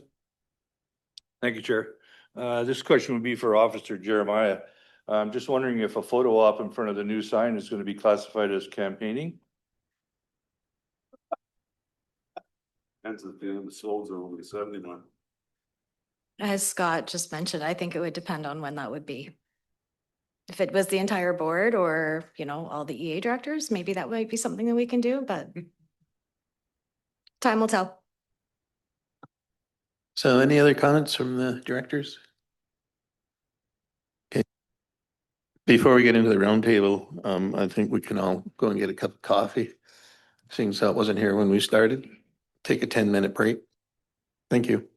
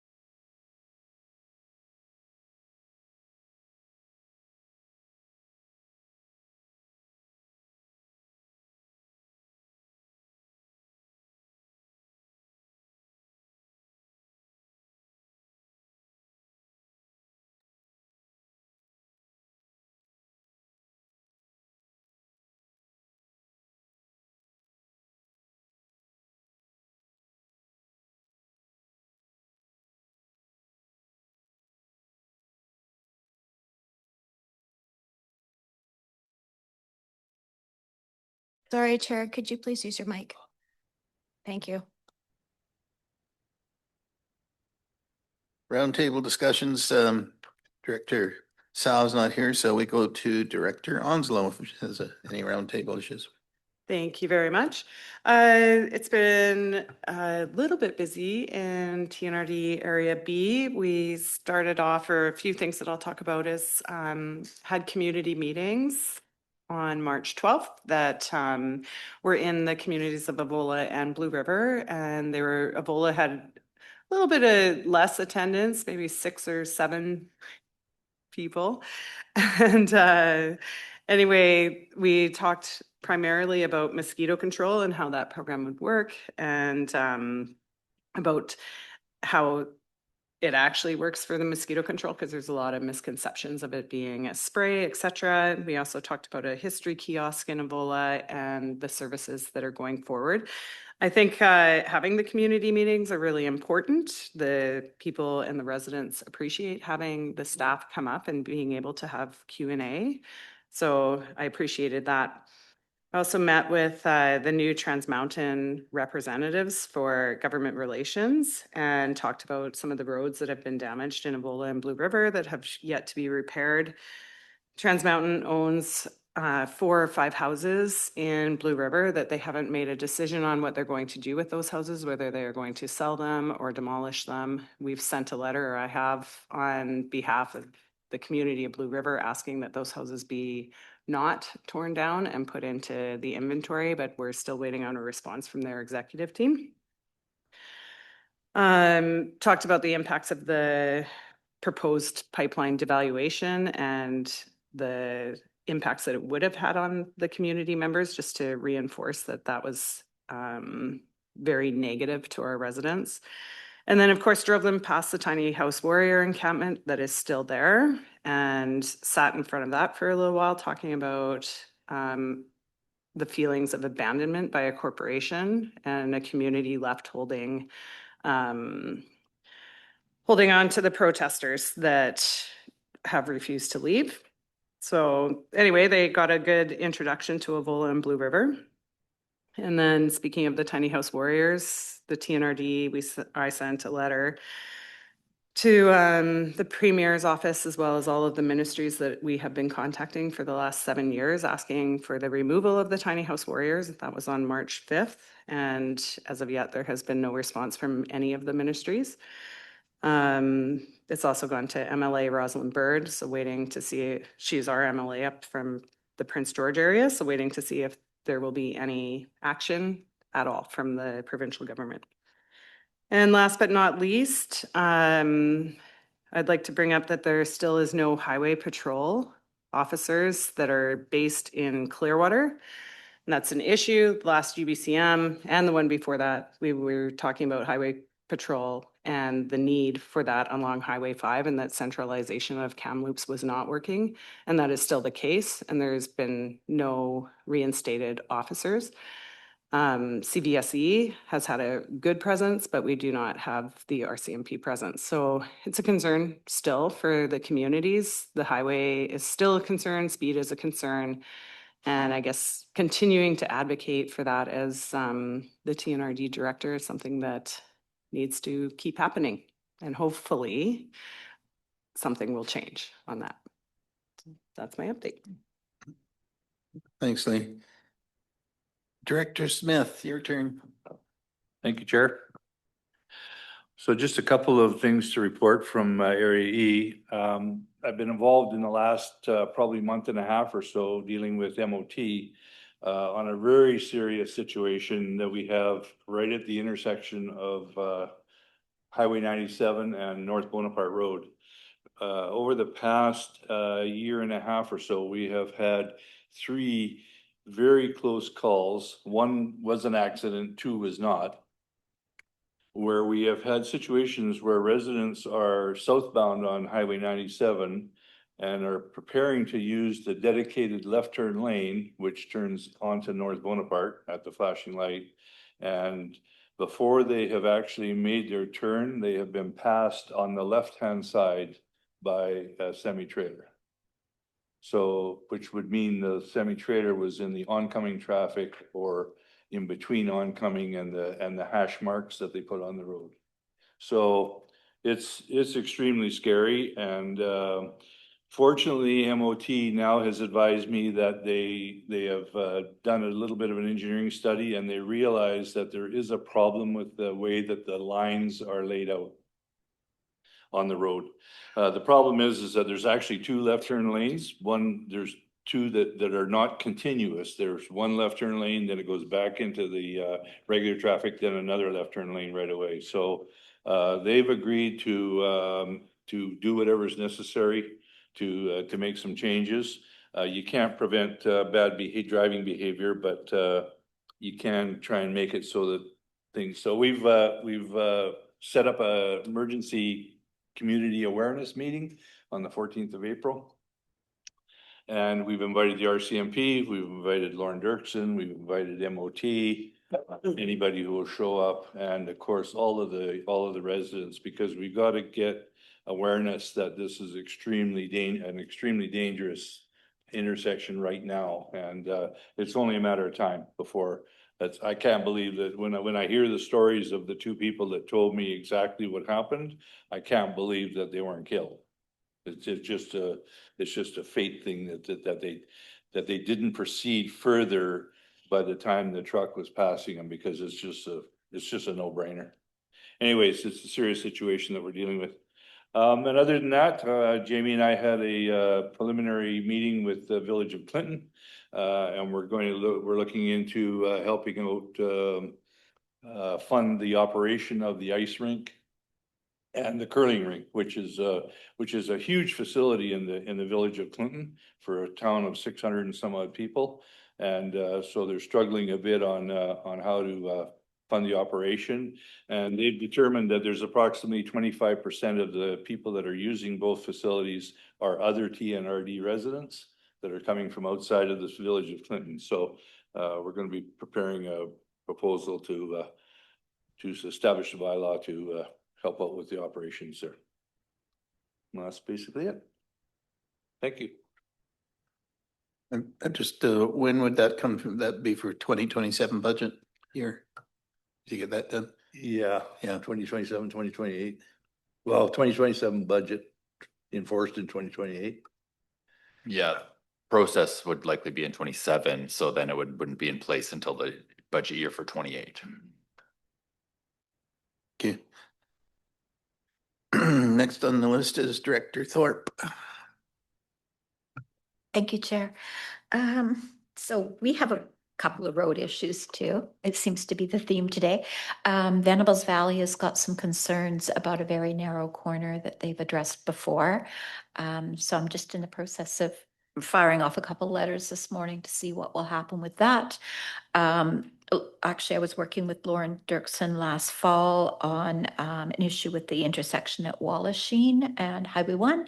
And there is a concern by residents from Back Valley Road trying to turn onto Highway 1 just out of Cache Creek because there's a passing lane there. And so trying to turn off of Back Valley, particularly if you've got horse trailers and things, has been a bit of a challenge. So those are in the works. As you probably all know, the BC Auditor General's report came out a week ago Monday, I guess, on the province's involvement with the recovery of the Lytton Creek wildfire. I was very disappointed to see that there was no acknowledgement of the residents outside of the village of Lytton, both directly surrounding the village and those up along Highway 8. It seemed to me, same fire, same recovery, but apparently jurisdictional boundaries. So that is an ongoing issue that I'm kind of advocating for. As I think I mentioned last time, it looked like the wildfire roundtables were going to be reinstated. They have been reinstated. There is a wildfire roundtable happening in Lillooet next week. There's a ton of wildfire, fire response, RCMP, et cetera, from Area I that will be participating in that day's workshop in Lillooet. And let me see, last but not least, regarding the Silga Convention happening later this month up in Revelstoke.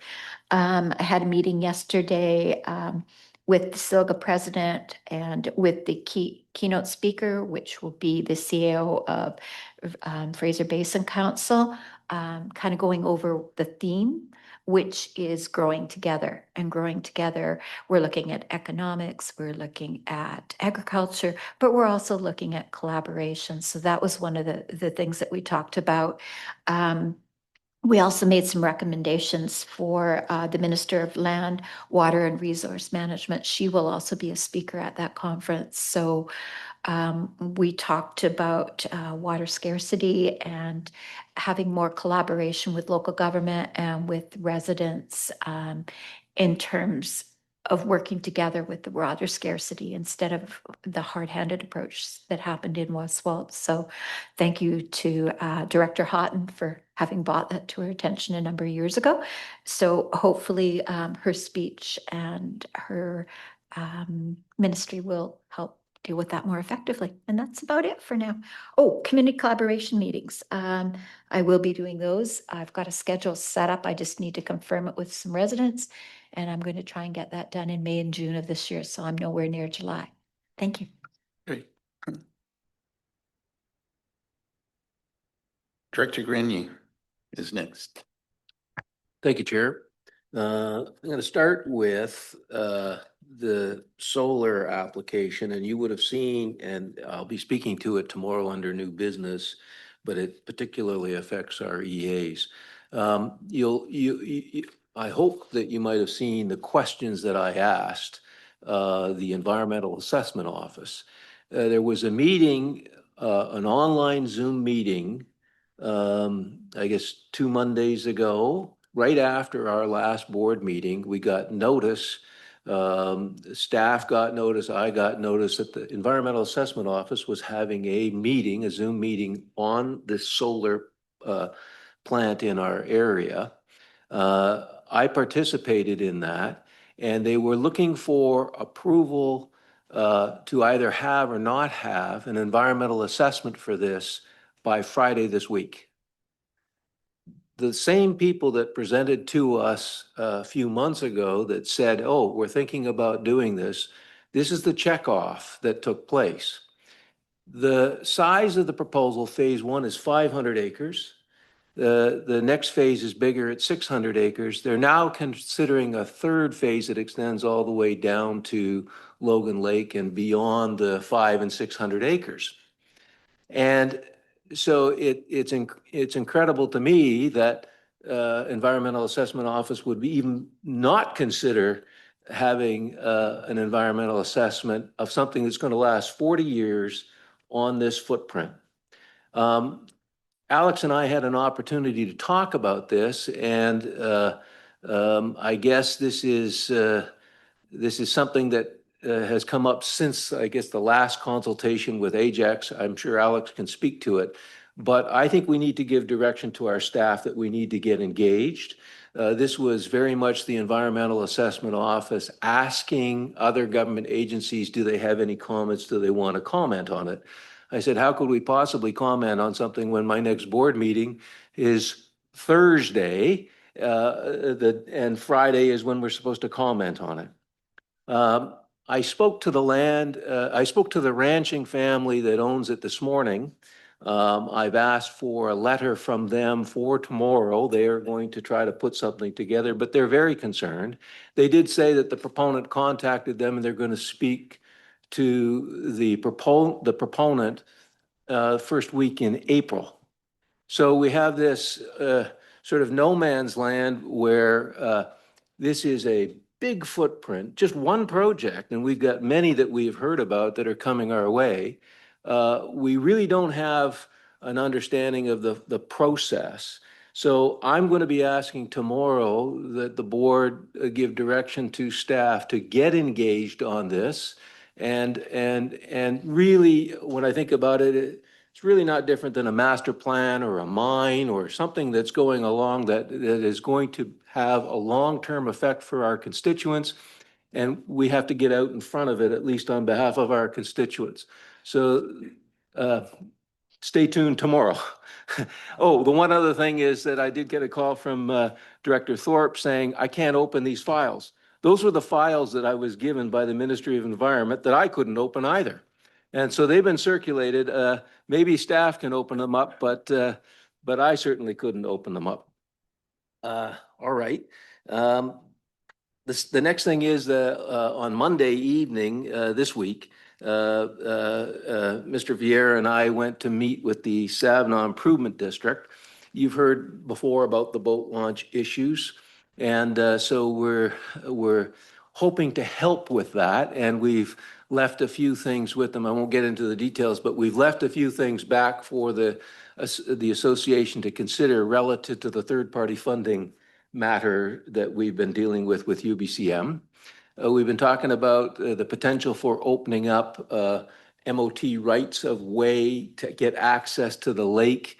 And they asked us, and we looked specifically at a potential access route that staff will consider within themselves and get back to the improvement district. And our new Parks and Trails strategy, the community association has been tasked with getting back to us the trail network that they're proposing, and then a walkway along the Savna Improvement Road, which is very dangerous for not just people that are going along for a trail run or ride, but kids and all the rest of it. Long talked about, that I think will fit within our Parks and Trail strategy. So those were the big takeaways from the Improvement District meeting on Monday night. I have raised in the past, and just to bring the board, the committee up to speed, there is a road in my area called Deer Road.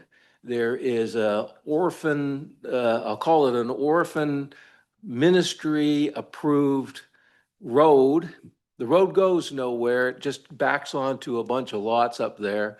Our planning staff are looking at that, consulting with the ministry, because they've been using the road. The road was approved in I think 1977 with the subdivision plan, and remarkably, there's a corner, an elbow that is not part of the road that people have been using since 1977. And staff advised me that if ministry spent any money on that elbow, which is not part of the road, then there's an obligation to keep it open. This is an ongoing dialogue, and I hope that we'll get some information on this. You may have a similar situation, but it's a little unusual in that Ministry of Transportation readily acknowledges that they approved the road, and they're checking their archives to figure out how they approved this road that goes nowhere. Like my fellow directors, we have Ministry of Transportation got back to me on a request for review of speed reduction in the Cherry Creek area. Anybody going west is doing a little bit of a dipsy doodle around a bunch of curves. They've said no, they've checked with their engineers, and speed reduction will not be coming. It was not warranted by their engineers. We asked about the left turn lane onto Rodeo Drive. Similar to your truck incident, we have a 2-lane situation going downhill where people are looking to turn left onto Rodeo Drive at the same time that people are looking to pass a whole lot of vehicles. And so you've got somebody coming down on your back end, you've got your left turn lane on. They don't know you're turning left. They just think you're trying to pass along with them.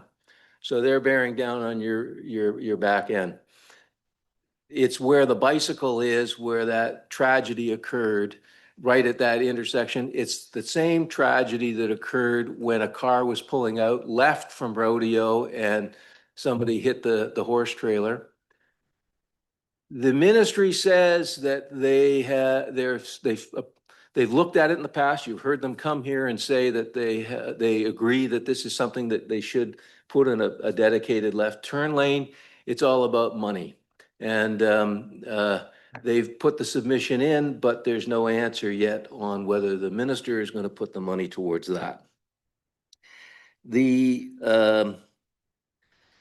They're following up with the resolution that that our board put through on rural gravel roads. There was there was a recommendation by UBCM that came from another, I think, regional district. And our chair agreed to the change where they made it sort of a universal language instead of just TNRD's rural gravel roads, that it was provincial gravel roads. But it's nice that it's getting traction at UBCM, and we'll see where we can advocate that too. Mr. Parmer came and visited us, and staff are going to put the egress route mapping, the emergency egress route mapping, to Mr. Parmer so that Mr. Parmer can update his staff and do something about addressing the issue of egress road closures on Forest Service roads. We're trying to get that thing sorted out. And that is enough from my area. Thank you. Thank you, Director Grenier. Next on the list is Director Houghton. Okay, I'll try and make this short. Had 3 different meetings at Knutsford area. One with our local Knutsford initial response team. I call it the first responders team. They had their annual meeting, and it's a pretty packed house at Knutsford Hall. They've got looking forward to 2026 as far as the team goes. They've acquired a Ford F550 bush truck that some constituents donated some money to help put that together. So they've got a set of wheels they can go out and be the initial force out in the land upon fire time. And they're of course, like everybody, worried about what 26 is going to bring us with how dry it is water-wise out there. And anyhow, and then I went to 2 other meetings, one with our local Cattlemen's Association. Very short meeting. We talked basically on that one again and the water people did not show, but we internally talked about the lack of water and how we're going to handle the water situation. And then finally was our Farmers Institute group that looks after the Knutsford Hall. And we had our annual meeting there, and I represented the TNRD there. I attended a session in Westwold here a couple of weeks ago, put on by the Thompson TRU University on fire resilience after a fire, and it's part of their psychological part of their of TRU that the staff came out and we got some of the people that were heavily involved in the fire that came to how you deal with it after the fact. You've been through a fire and how it affects you and mentally and all the other things that go with it. And it was a nice engaged session and fair turnout, but like anything, I think Lee said you had 6 or 8 out. I think we had 10 or 12 maybe concerned people, but they were very concerned and they really showed their passion. I've been in contact. I didn't go to it with the annual meeting of the Pritchard Community Association. They're gearing up for their Pritchard Rodeo. And I've been in contact with the rodeo committee there to help them out, get it going. As we talked about earlier, we're very fortunate and hard work on a bunch of us here, Kevin, Joe, myself, and others, to getting that street light at Duck Range Road, which if you're going to Westwold from Monty Creek and you're climbing the hill and Duck Range Road takes off to your left and actually goes over the hill and comes out at the Pritchard store and Pritchard Hall. And it can be a dark, dreary turnoff in a foggy night. And with a lot of plea bargaining with the Ministry of Highways, we got the street light in and we've had a lot of good comments on that. We've also been in the Knutsford area okayed for construction or engineering for construction for the chain on, chain off areas that on Cardew Hill. That I think will help, very much help the truckers that are using that road in the wintertime, which are lots of them. And I know a few Sundays ago, I attended a memorial service in Merritt, and phase 2 of the Coke was closed with various accidents on that Sunday. And all the traffic came down 5A of every kind, and it to and from, and it really shows you when, you need a secondary highway sometimes, but you need it so that it works too. And so I'm glad we're getting somewhere. I'm not saying we're ever going to get it built, but at least we got a study to find out that it can be done. So I think that pretty well covers it. Of course, we all went down to the EA forum. We talked about that earlier, and looking forward to Silga. Thank you.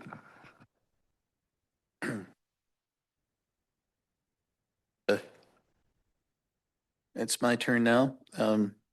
The Nicola Lake, no, I can't remember the exact name of their society. Anyway, they're the ones that are looking after the society that's looking after the fungi problem on the lake. They are well organized. They're having their first AGM, I think next Monday night.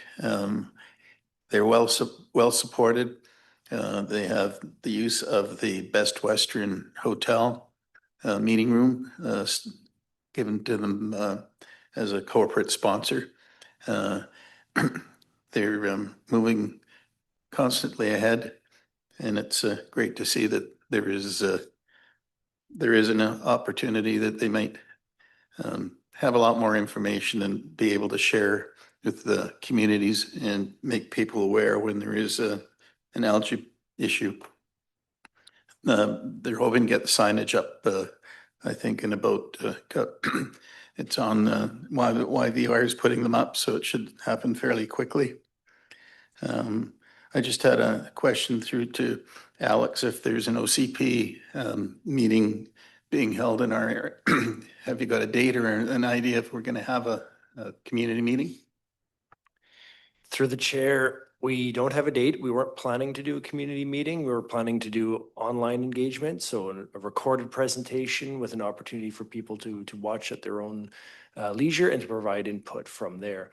If you feel it's important to have a meeting down there, we can certainly look to book something, but typically as these processes go, and we've collected quite a bit of input with our 16 community meetings, interest starts to wane off and it's hard to present a whole document. And so we thought the online option might be a good one. And we also received feedback through the last rounds of meetings is that sometimes property owners who say, who live elsewhere but own properties at Nicola Lake, they'd like an opportunity to be able to see a recorded session rather than having to come up to Merritt. So we're trying to find that balance. But Okay, thank you. That's all I have. Director Graham, you're next. Thank you, Mr. Chair. My little story will be on the community of Brookmere with 60 residents. They get hit by floods and storms and whatever else. And I'd like to bring something to this group's attention of an unfair practice that's happening across BC right now. The community at Brookmere has been using their closed school for over 40 years as a gathering place, a place for the community to come together for Christmas parties and AGMs and whatever they need. And the school district is now looking to sell off any schools that aren't being used.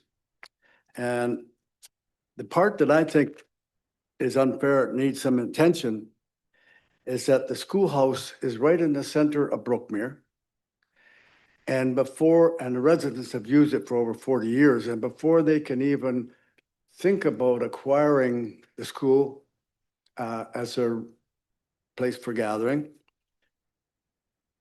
the 5 Indigenous bands in the Nicola Valley area have been given opportunity to have it for whatever they want. Now, these bands, they're all at least an hour's drive away from the community. There's no reserves in Brookmere at all. So Director Laird and myself went out last week to a meeting in Brookmere with the community of Brookmere and the school district members and 5 members of the Lower Nicola Indian Band, which is about an hour's drive away. And the meeting was to see if they wanted it. Now, we have no idea whether they pay for it or get it for free, but the people that live in the community don't have the opportunity until they decide if they want it or not. And I think that the pendulum is swinging a little bit too far to one side now. And that's all I wanted to bring to the group's attention. Thank you. Thank you.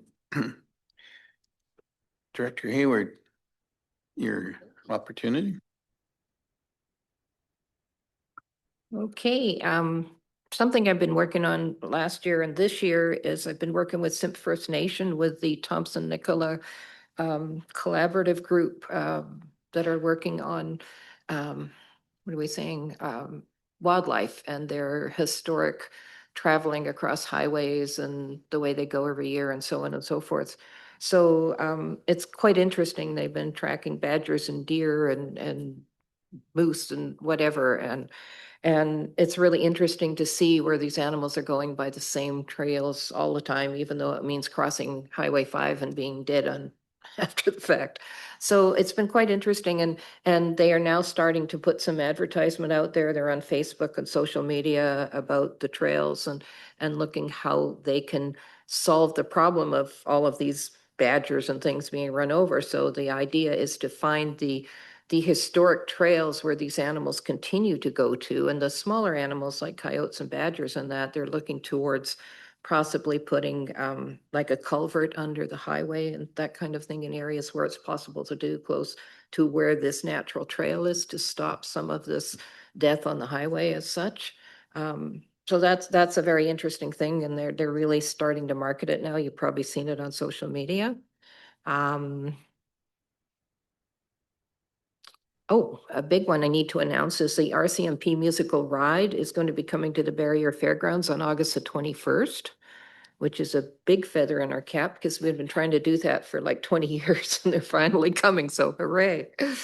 And that's a really good process in the fact that we provide them with the feed and the bedding for their horses and what they need, but they don't actually charge us anything, and we get the income from people coming in. So it's kind of a win-win situation, which is very nice.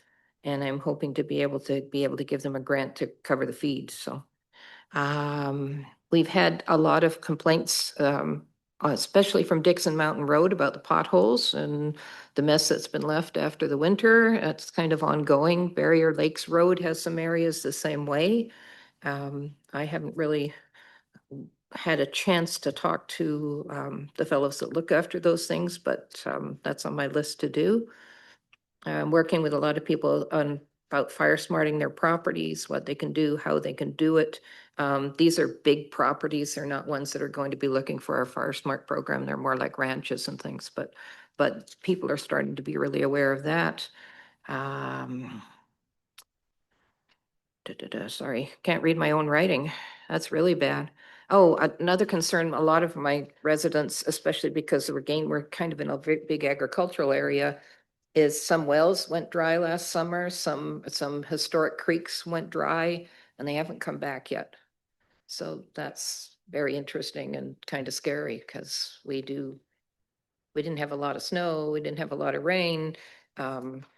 So I have a creek on my ranch that has been running for 149 years or something, and it went dry last year and it's still dry this spring.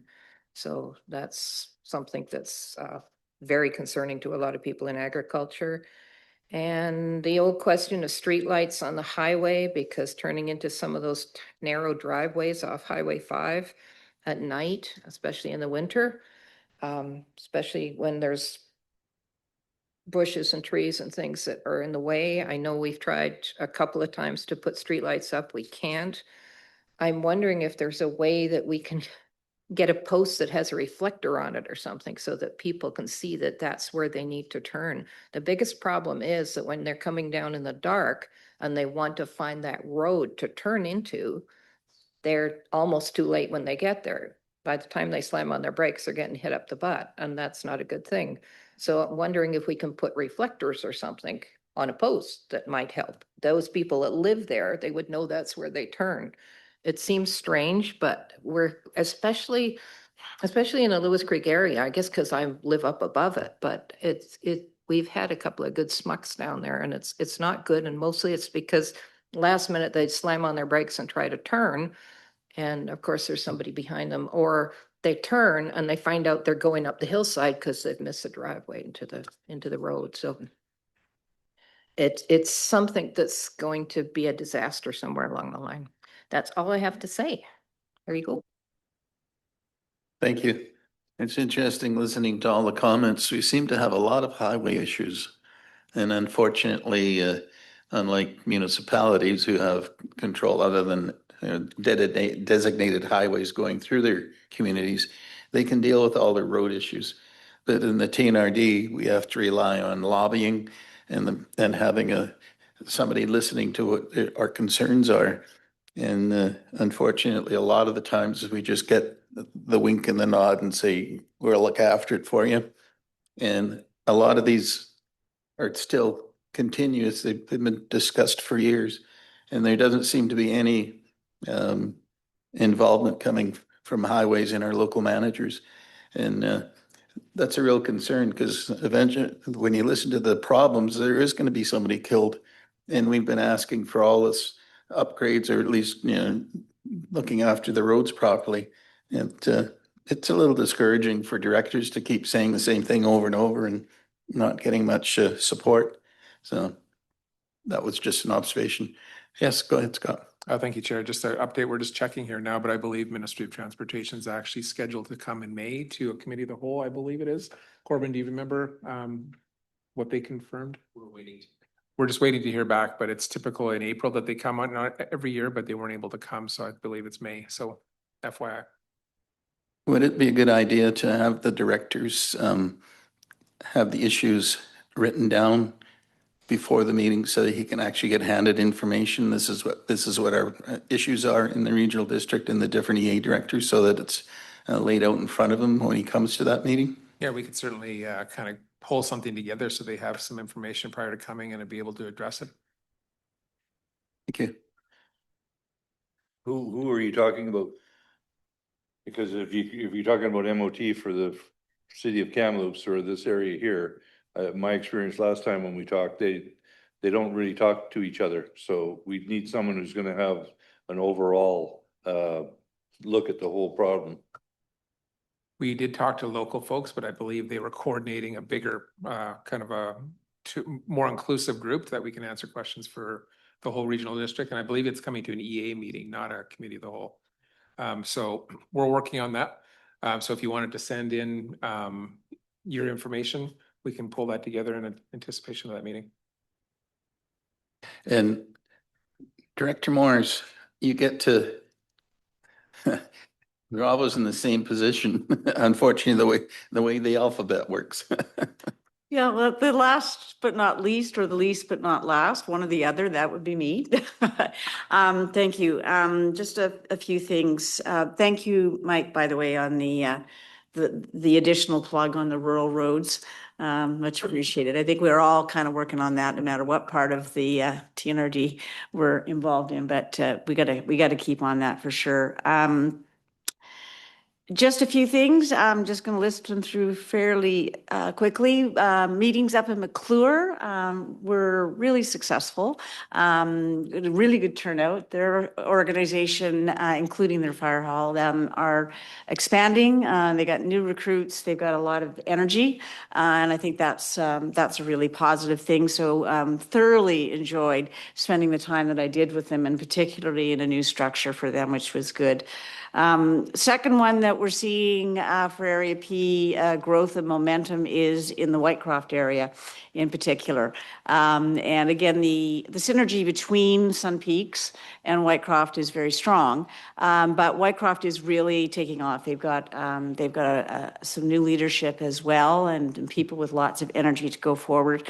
So really looking forward to how that works, and they're going to be expanding a little bit of their reach as well, so that will help with some of those roads that surround pieces of mountain that aren't necessarily right in the Whitecroft area, but they've got good leadership and really good dedicated people. So that's encouraging for Area P for sure.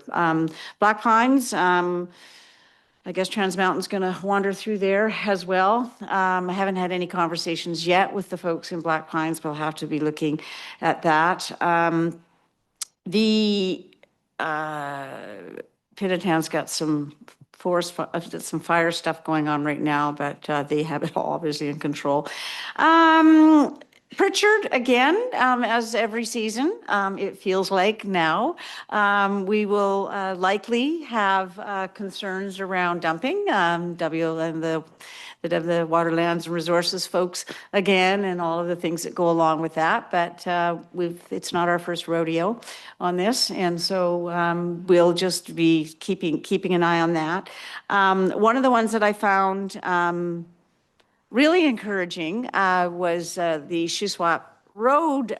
So we have this river shore component along, the South Thompson River, the Shuswap Road piece, and they have decided that. We had quite a big meeting. Long story short, the Rivershore Golf Course will be continuing to contain what they do, but then there is this next line of how do we address Shuswap Road itself. And you all know that Shuswap Road starts way out there at, the corner of Highway 5 and the Shuswap Road, and it goes all the way to the Adams. So it's a pretty big, long road that we are dealing with. So we've got a new organization that's really trying to create now their own fire protection area as well. So that will come into play, I would suspect, over the course of the next year or so.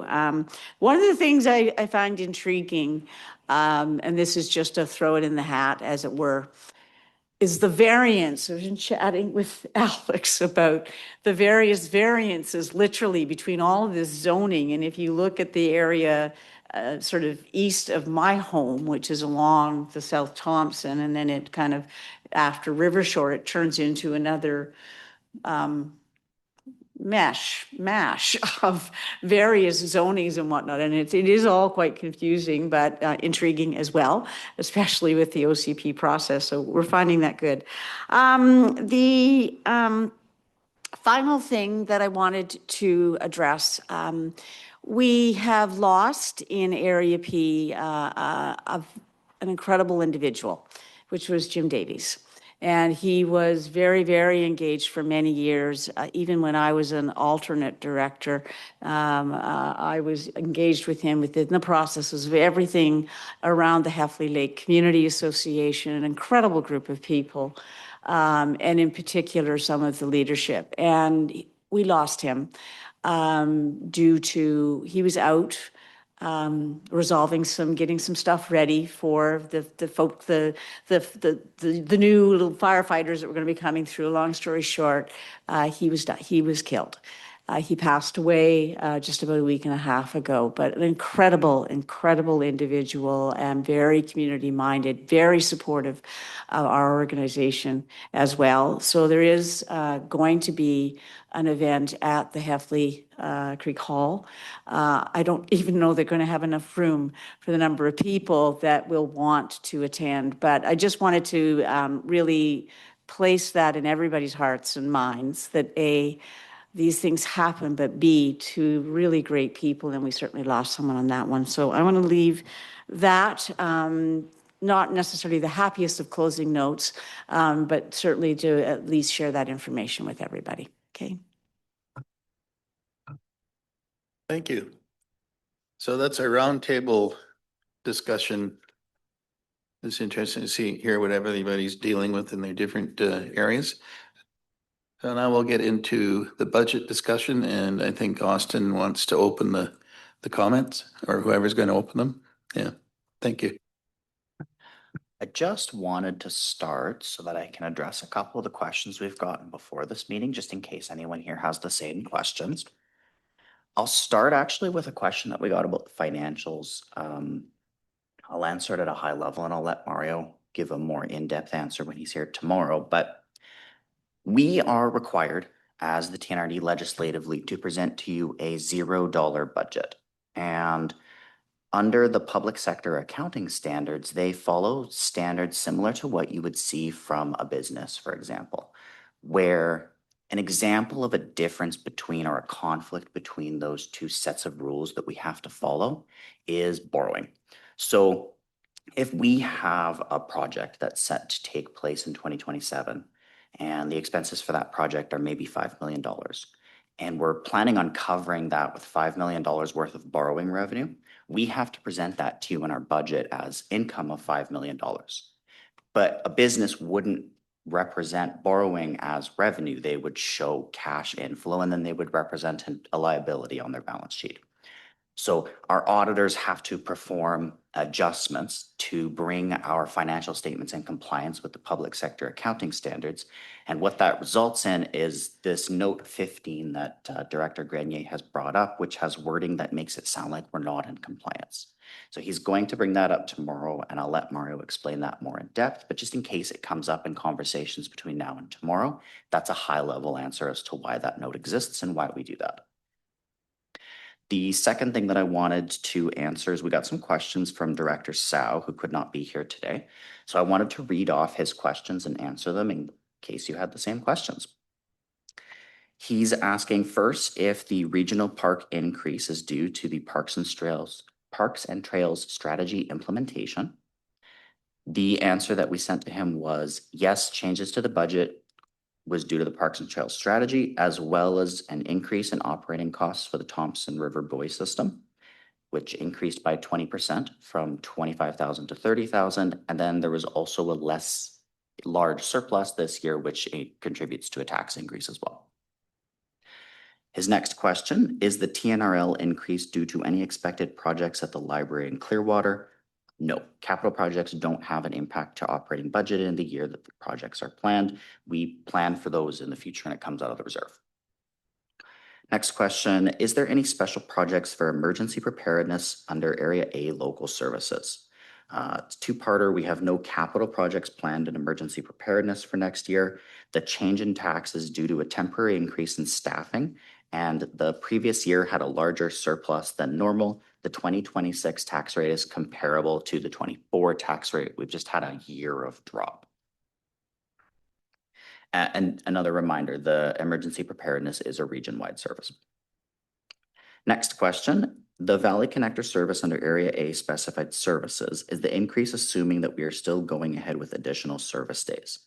So this change that you'll see on there for the Valley Connector service is not related to any service level changes. It's related more to the intent of the service establishment bylaw. So we had a meeting last fall where we went over the bylaw and how we were taxing for the service and realized that Area B was disproportionately paying for services that they were not receiving. So what we've done is we've just done a rejig of that to make it more in line with the intent of the services actually provided. And so you'll see a bit of a shift this year for anybody who is participating in that service as we go back to a status quo. And then you'll also see that service establishment bylaw come forward this year to be revised appropriately. Next question, for the transit services under Area A, is this also assuming that there's an increase in service intervals? No change to the level of service for that. Increase for street lighting in Blackpool, is this because there are plans for more lights to be installed? Yes, there is 21 new street lights that will be installed in that service this year. You'll see taxes in future years when there isn't streetlight projects go back to a more normal amount. And the last question, both Vavenby and Blackpool fire departments, are the increases due to new equipment? For Vavenby, there was a deficit of 16.6 thousand, which was a large contributor to tax increase. And then there's also wage changes. Under Blackpool, there was a reduction in other non-taxation revenue that contributed to a larger taxation increase. Pretty much across the board, some of that non-taxation revenue has dropped. So like MISC revenue, training revenue, public education revenue, it's all dropping. And then we also had some questions from Grenier, Director Grenier. I did wanted to briefly touch on that too. And I think it's a good example to illustrate some of the nuances and complexities of how the actual tax rate is calculated. So what Director Grenier brought up to us is if you look at the Area J menu of services that we sent out yesterday, you'll see that the tax rate for the residential per 100,000 actually increases by a very small amount. It's going from just over $100 to about 102 per $100,000 of assessment. But if you look at the overall percent increase, it's much higher than that. It's 6.8%, I think. There's a number of factors that play into that. For Area J specifically, which wouldn't apply to the rest of the areas this year, there was a lot of new parcels, new contributors to the taxpayer service. That helps to add new contributors that bring down the cost per person because you have more people paying into it. In addition to that, that 6.2% global number for EAs is driven also by other classes of taxpayers as well. So if you have, like, say, a 3% increase to residential assessment and a 10% increase in your utilities assessment, you'll see that overall number will go up, but it's less of an impact to a residential taxpayer because they're below the average amount of increase. The other thing to keep in mind too, with different classes besides the residential class, there's that conversion rate. So we talked a lot about that when we were going over the pipeline proposed changes. And I just wanted to remind everybody that the other classes are paying proportionally more per dollar of assessment. So that utility class, they're paying like that 3.5 times more. And then the businesses are paying 3.45 times more. So that's when you see a dollar for dollar increase, every dollar of assessment means that the businesses and the utilities are proportionally taking more than what a resident is taking.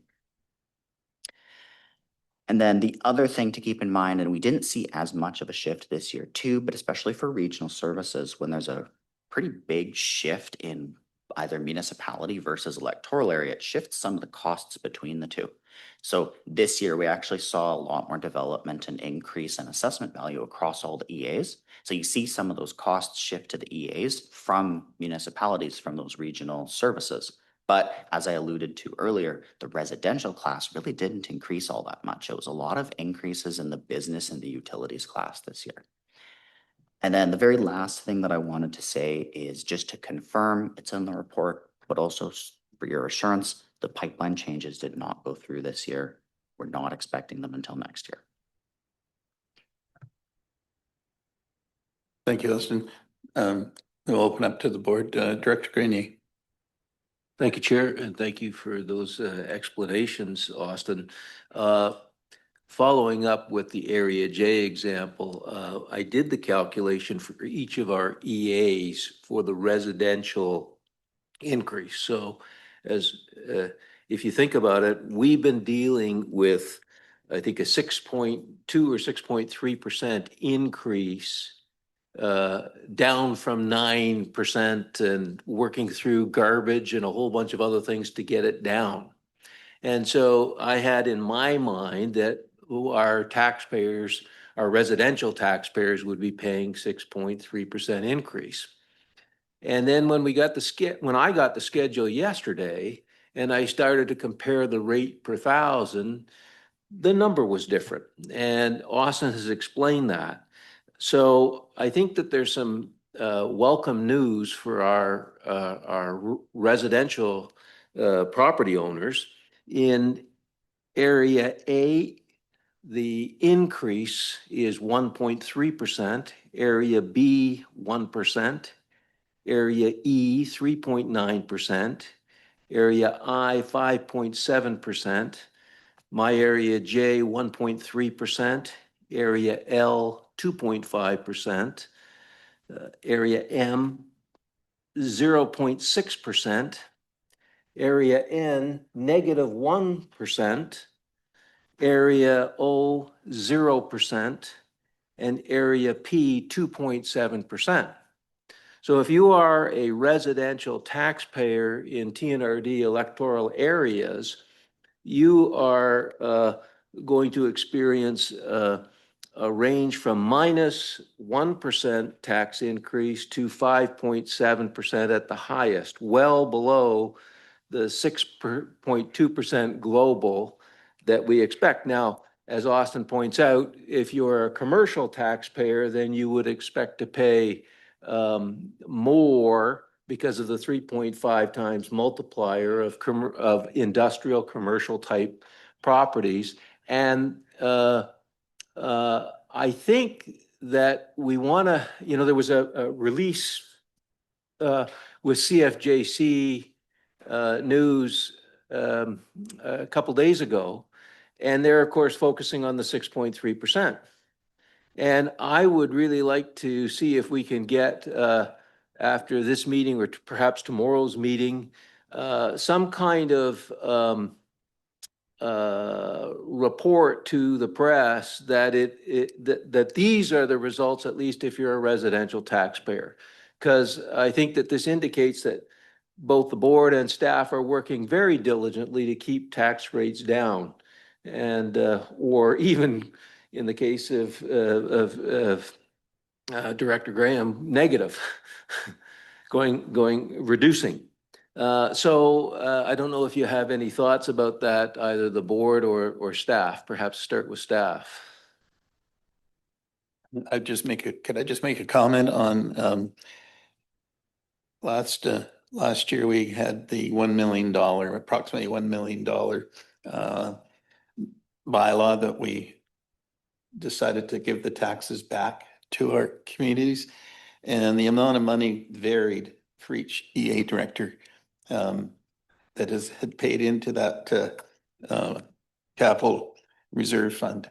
And that's one of the reasons that Area M, and I think there was one other, I think Director Houghton had a very large amount to actually give back over 3 years. So in 3 years, you are going to see a change in that it's going to be quite minimal. But that's one of the reasons some of the EA directors' numbers are lower than others. Thank you. Go ahead, Austin. Through the chair, I think that's a good idea. I can put together a summary that shows for residential, and I'll include municipality as well, and just show that per $1,000, what's the actual average increase per $100,000 of assessment per residential taxpayer. And I agree. I think that probably paints a very positive picture. Supplemental to that, I did the calculations for the municipality, and they were also similarly lower than the global number.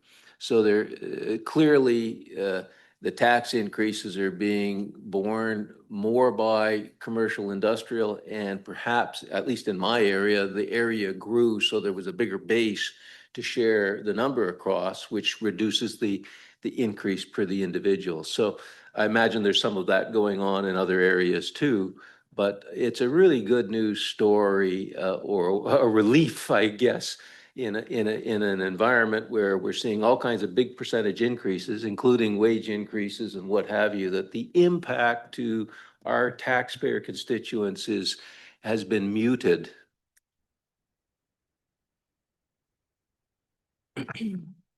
Thank you, and thank you for that. I must admit that I don't pay as much attention to the way that taxes have worked in the past and how they work. And I've learned a lot since coming into this position. But one thing that I have noticed is that in 2022, my tax rate per 100,000 was $112 approximately for the average Area B location.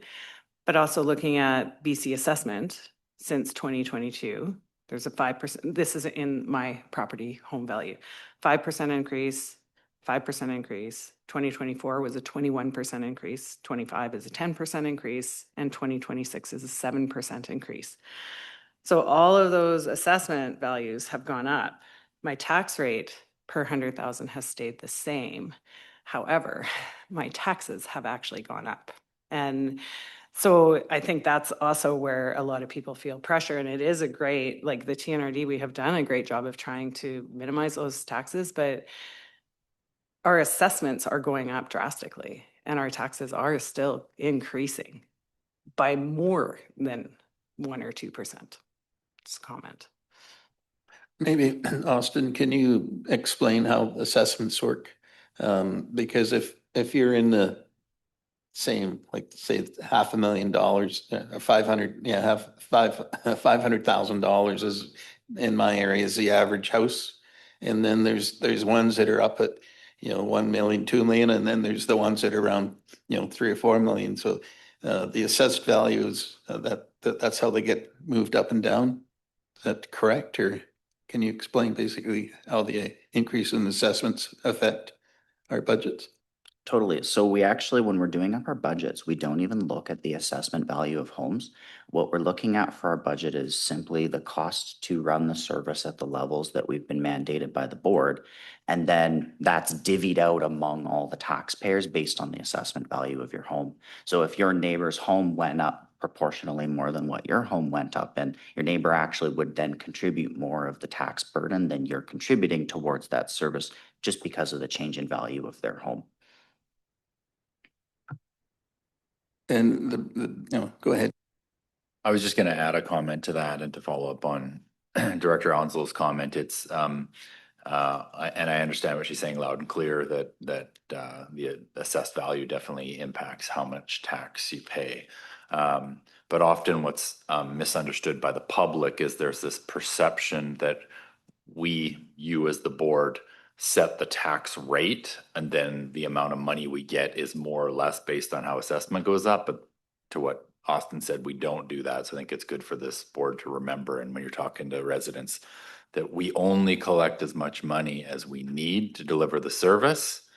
And then the tax rate ends up being calculated based on what the BC assessment value is. We don't calculate the tax rate and then get, oh, the assessment went up and all of a sudden we get all this extra money. That's the perception out there publicly, but it's not how we operate. We don't know what the tax rate even is until we got to this point in the process that we have the updated assessment, and we just calculate it just for your awareness. But it's, the opposite system. And actually, a really good caveat to that too is all of the numbers that I've given you for your tax rate, your residential rates, is all based on the completed BC assessment roll. Doesn't take into account any appeals process. So that appeals process takes place, it's going on right now. And then BC assessment releases one final version of the roll that has all the changes. So the actual tax rates could be slightly different than what we're presenting based on how that all shakes out and who's successful in their appeal. Thank you. I have a couple of questions to ask. On our reserve bylaw and policy, that we are saying that we should have 10% of the operating cost, or 5 weeks of funds available for that service or that we're providing. And I look at, for instance, the dangerous dogs. The total budget for that is $86,000 this year. We have $125,000 in reserves for that one item. So how does that work? I think we had a slight increase in taxes this year on the dangerous dogs. And I think it's because we added a couple more communities.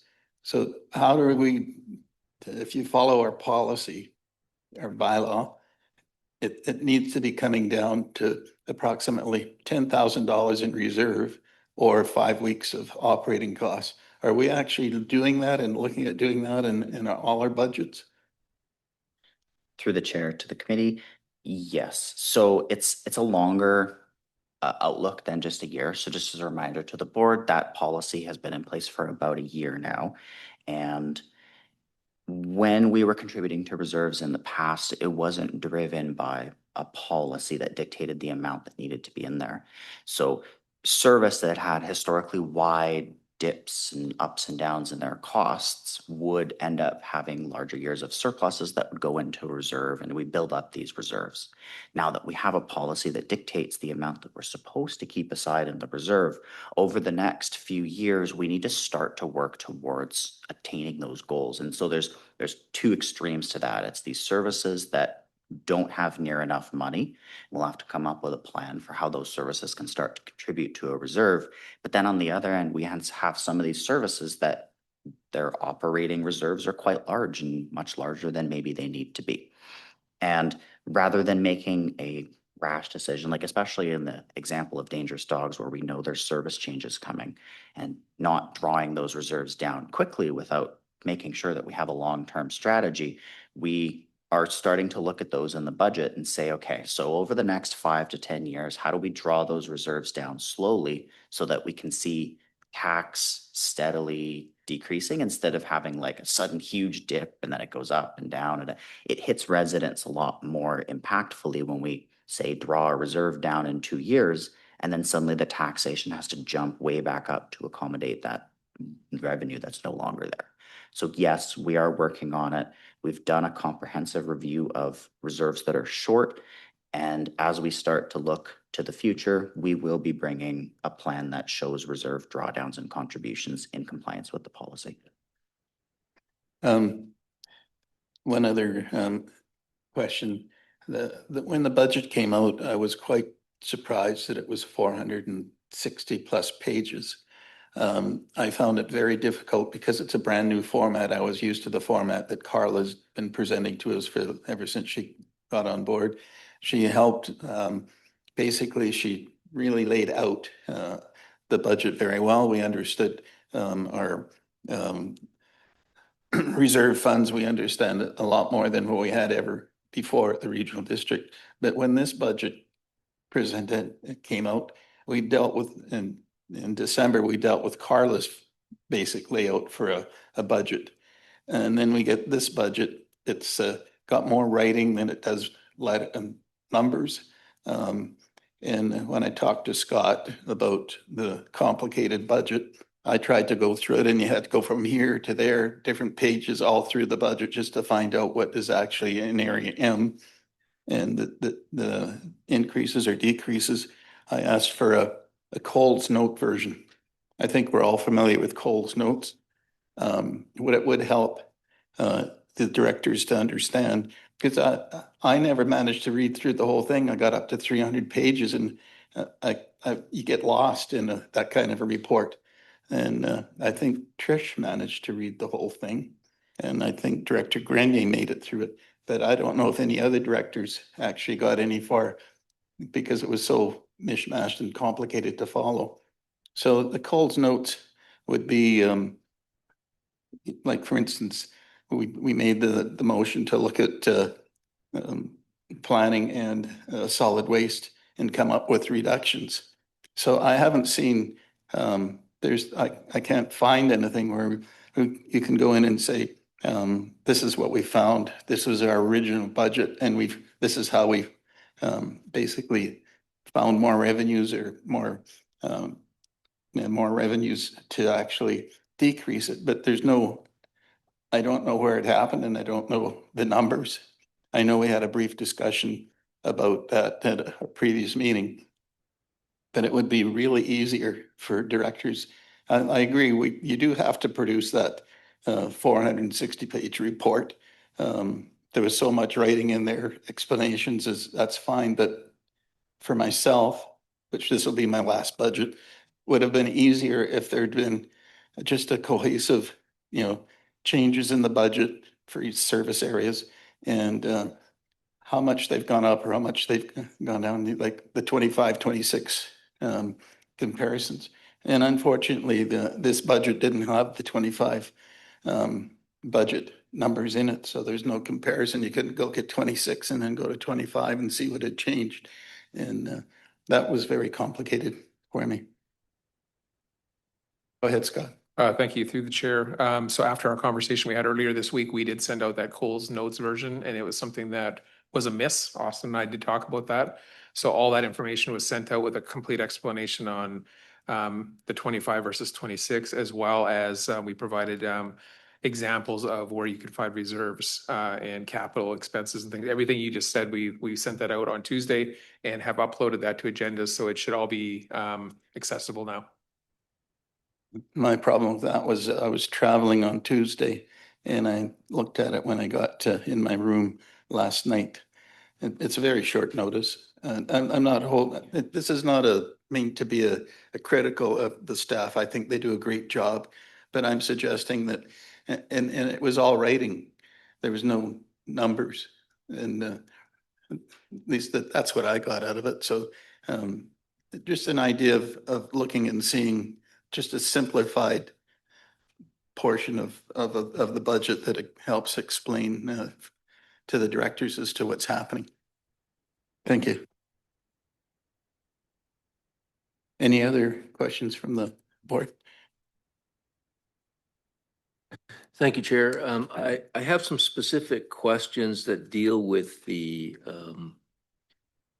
some of the categories and some of the larger increases. I had mentioned that, or you had mentioned as well, that I went from $100.70 to $102.03. So the increase is $2, roughly $2. And I was looking at the items, what were contributing to those $2, and there was a big jump across all of our budgets for EA administration. EA administration tended to jump from 1343 to 1405. That's a 62-cent increase, but in terms of percentage and dollar figures, it seemed to be a big amount. And I didn't get a big increase in the paycheck, so I'm thinking, where did the EA increase administration come from?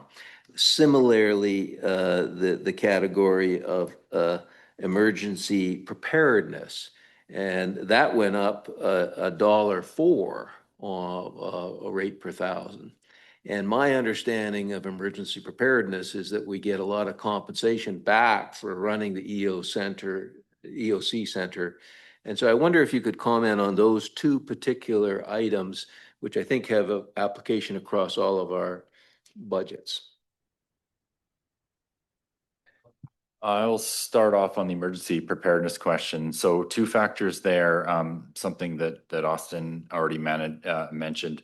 So there's a significant increase from the 2025 expenditure, but 2025 was actually artificially low. The amount of taxation we collected in 2024 is comparable to what's proposed in this one. So it's not a factor as how much more we're spending necessarily this year, but it was last year we had a significant surplus. So taxation was much lower in 2025. So it looks like a big jump. That being said, there is increases this year. Most of those have to do with staffing.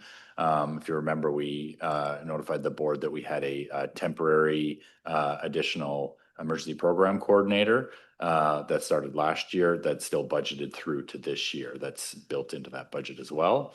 But the biggest change was really that difference from 24 to 25 in terms of surplus. So just on that one particular category, how much can we expect to recover from EOC? So yeah, good question. I should have clarified at the beginning. So the amount of the taxation we collect there, none of that's directly, or very little of that would be directly related to any emergency response organization operations. When our EOC is activated, in theory, 100% of our costs are recoverable. So anything we spend, except our actual staff wages while we're on the regular time. Any overtime wages and any out-of-pocket expenditures should be recoverable. We do budget a small amount of dollars there in case we make an operational decision that gets declined by the province for whatever reason is not recoverable. But the majority of the budget there is for all the preparedness work that's not funded by the province. So having the staff here to be prepared to respond to emergencies, maintaining our EOC room, and a big part of that is training. So not only training our own staff, but we do training exercises with the member municipalities that are also involved.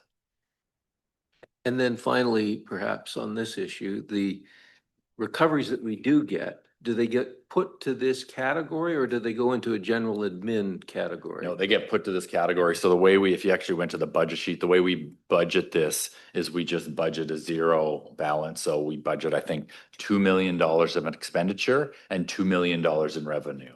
So that's just the total guess. But it's just to show that we're expecting to get money and expecting to spend money, and whatever that is, it's going to zero out. Perhaps the next category is the EA category. The majority of the increase in that category is related to election costs that are going to be coming. The total increase to that category was $140,000 and change. 70,000 of that is for elections. 50,000 of that is related to wages, and that makes up most of the increase. It's largely the election. And just to add to, because it's a one-time thing, it'll go back down the following year. I have a question around I gotta get this straight in my head so I explain it properly. I have an aquatic center line item that we give to the city of Merritt, and I think it's done is that done as a grant and aid, or is it so how does that work, that it's a grant and aid and it's a same line item? And is there a timeline on when that grant and aid should be reviewed? Is it a 5-year grant and aid that it doesn't increase or decrease? Like legislatively, we don't have a timeline of when that's reviewed. It's an existing service. So historically, it's just continued to be budgeted and continued to be budgeted at the same amount. And as you're aware, but for the rest of the EA directors, that the city of Merritt has requested us to review that and look at making increases. And we've said that needs to be built into a service agreement that would have a clause built in of how often it needs to be reviewed and what service levels being provided. That wasn't done historically when the service was set up, but that's something as Chair Laird knows that we have on our list for this year. And we have a few of those that are in a similar boat to that, where they're grant and aid set up that we just continue to budget. And the service establishment simply says that it's a grant and aid for this purpose, but there's no other service agreement related to that, which we're trying to get all cleaned up. So there's more guidelines to that receiving organization to understand the criteria. So on that, the aquatic center reserve fund in 2017 was $186,000 approximately. And this year, in 2025, it's about $442,000 in that same reserve. The reserve is actually higher than what we pay every year.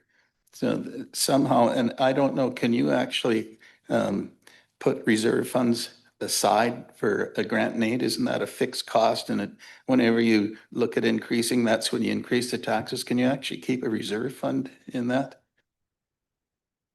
I'll start with that answer and pass it to Austin. So I think what you're asking is, can we use reserve funds to offset taxation and use it towards the grant and aid? Is that what you're asking? Yeah, I don't understand why you've got a fixed number that you know it's going to be every year until you renegotiate. And then when you renegotiate, that's the new number that you tax on. So why would we be collecting, $450,000 in a reserve and not draw it down or use it over I think it's over 10 years since we've actually looked at that particular account. So, and we keep adding to it. On the topic of the reserve, it kind of goes back to my comments earlier about our reserve policy. You're right. When we look at some of these services like this, as you've said, this is a contribution agreement. We have a pretty steady amount, and there's typically not a large unexpected expense for these contribution agreements. So in situations like this, as we start to look at our reserves and decide where it makes sense to hold reserves, this would be an example of a service where we may say, actually, it makes more sense to draw down this operating reserve and not keep a large reserve. It's just a reserve that's been contributed to for a very long time, and it's been steadily growing. And I'll just add to that for clarity, and following Director Laird brought this up to me earlier, we have I amended the budget where there's no further contributions to this reserve fund because we've acknowledged that the Yeah. reserve doesn't need to be this Yeah. high, so. And the interesting thing is, I only just found out where this reserve was because of what Carla did with laying out the reserve funds in my particular area. And I had no idea that there was that amount of money in a grant and aid. And I would not know that now if Carla hadn't done all that work and laid it all out for us. And, you know, my concern is, according to the Municipal Act, you need to review services provided 3 years, and the maximum you can go is 5 years without having a service review on any of the services that we provide. And this year was a prime example of not doing a service review. When we asked to look at solid waste, we found out that 2009 was when the dollar per bag was put in place. That's 2009. If I was running a business and I ran my business that way, I would have gone broke because we're not doing our service reviews so you can understand, is the service providing what the original bylaw has with it? And if it's not, you have to look and adjust it. And we haven't been doing that as a board. Even the money that we found in planning that hadn't been looked at since 2014. Now, we're really not doing our job, and it is in the Municipal Act that we need to do those service reviews. And I've asked Scott numerous times if we shouldn't be doing service reviews, and we haven't started doing them now. We sort of did it because we were looking for money for from the solid waste and planning.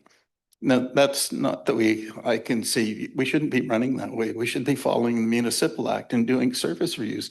That means you don't do them all at once. You pick out ones that you think are not functioning or need to have a look at. And we need to start doing that because look what I have. I got almost $500,000 that has been gathered from the taxpayers, and I can't give it back. The only way I can give it back is to have it progress over the years. And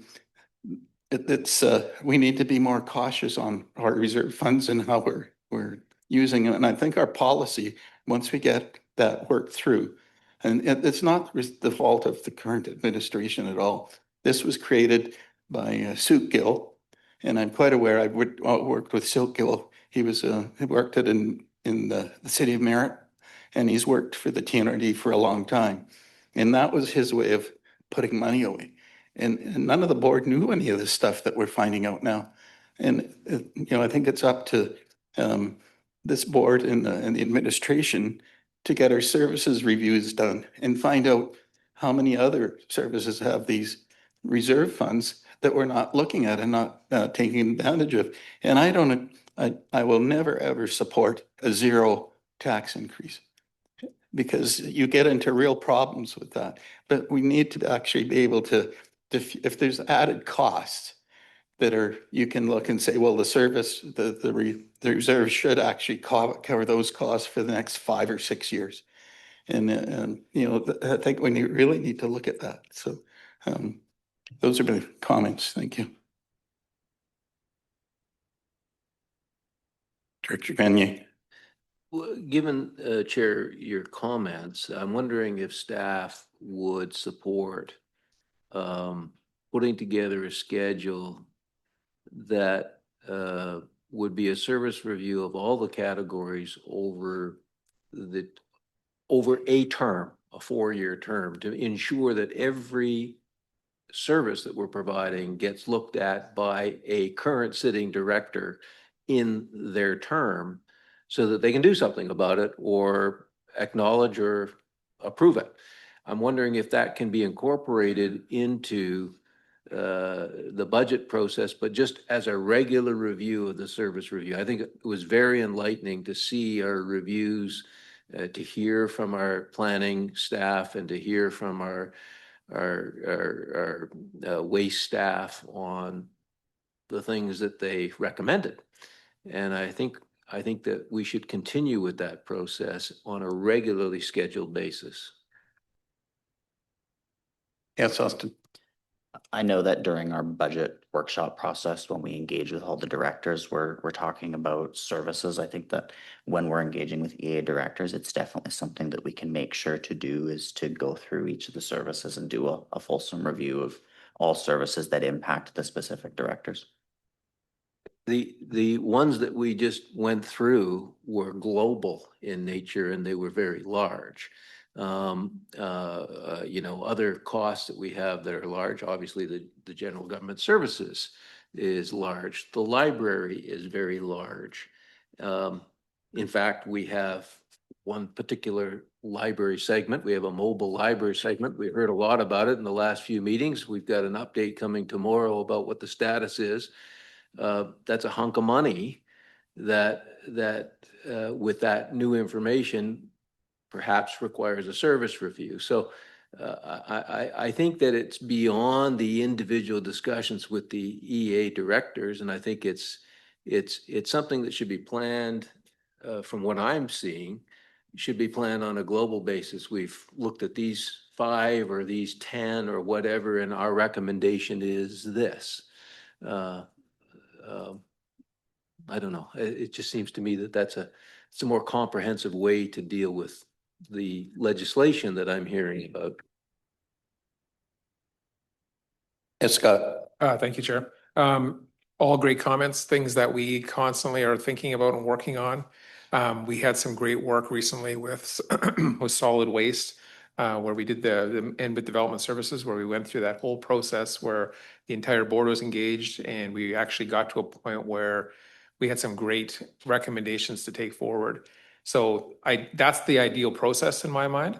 The amount of work it took to prepare to get to those, we just need to figure out what that schedule realistically looks like.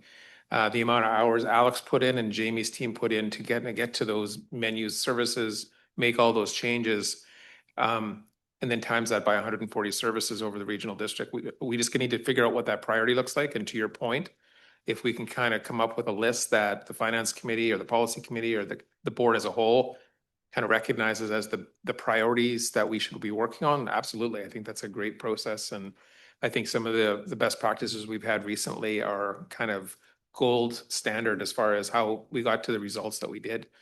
So I think we got the roadmap. We just got to figure out what those priorities now, because we get lots of questions from directors individually. Okay, what about this one? What about that one? And we need to have a more prioritized list. But all great comments, and we are fully supportive of it. I think we have to rely on staff to decide which services are important and need to be reviewed. And let me finish, please. And it's important that we do that. If we, as a board, hadn't asked to have 3% taken off our budget, we wouldn't have done the in-depth study that we did in the solid waste or planning to figure out how we could get a 3% decrease. And then, unfortunately, we all realize, and I really appreciate your comment, Scott, and it would have to be the staff that would put it together, and they need to decide which services haven't been reviewed for, some of them haven't been done in 10 years. And we need to, the directors don't have that amount of knowledge on the budget. So we have to rely on staff to pick out, it might be only 1 or 2 services a year, but if you start doing it, you'll eventually get them all current. And as long as we keep doing the review every 3 years, it gets a lot easier to actually manage that. And I really appreciate the staff, the time they took to find those savings, but we need to do that and keep them up to date. Thank you. Smarty. Thank you, Chair Laird. I just feel the need to clarify from the Local Government Act perspective. There is no general timeline for service reviews legislated within the Local Government Act. Essentially, the 3-year timeframe is usually that they're referencing a 3-year timeframe that a service review has been conducted for a withdrawal in a service. And that's usually initiated by a participant. So that being said, it is a great conversation. It is a great idea. It's something that the regional district should be doing. So maybe this is something that, forms a larger policy decision as to setting up a timeline that would be applicable for this. That would be great if we get that sorted out. Thank you. Any other comments from the board members on budget issues? Yes, Jamie. I just also want to provide a point of clarification. The solid waste was mentioned a couple times. So what we've already committed to and have been following is that the board sets, we do a service review and the board sets a level of service every time we go out for procurement on new operations contract, because that's a significant impact. So we did a service review in solid waste in 2022. And then we also review our fees bylaw on a regular basis. So last time the fees were reviewed was also 2022. So the dollar a bag hasn't changed since 2009, but that just for clarification, there's been multiple fee reviews that have gone to the board since that time. Thank you. Any other discussion about the budget? That's great. I appreciate staff's taking the time to have a look at the budget before tomorrow, and there's 27 of us in this room and only 10 EA directors. So we have 17 municipal directors and only 10 of us. And it sometimes that's daunting to have a discussion like this, because the municipal directors have an entirely different view of the budget, because they look than the EA directors, because a lot of the impacts just EA directors. So I really appreciate the time, and I'm glad that we actually got this done today. Thank you. And with that, I adjourn the meeting.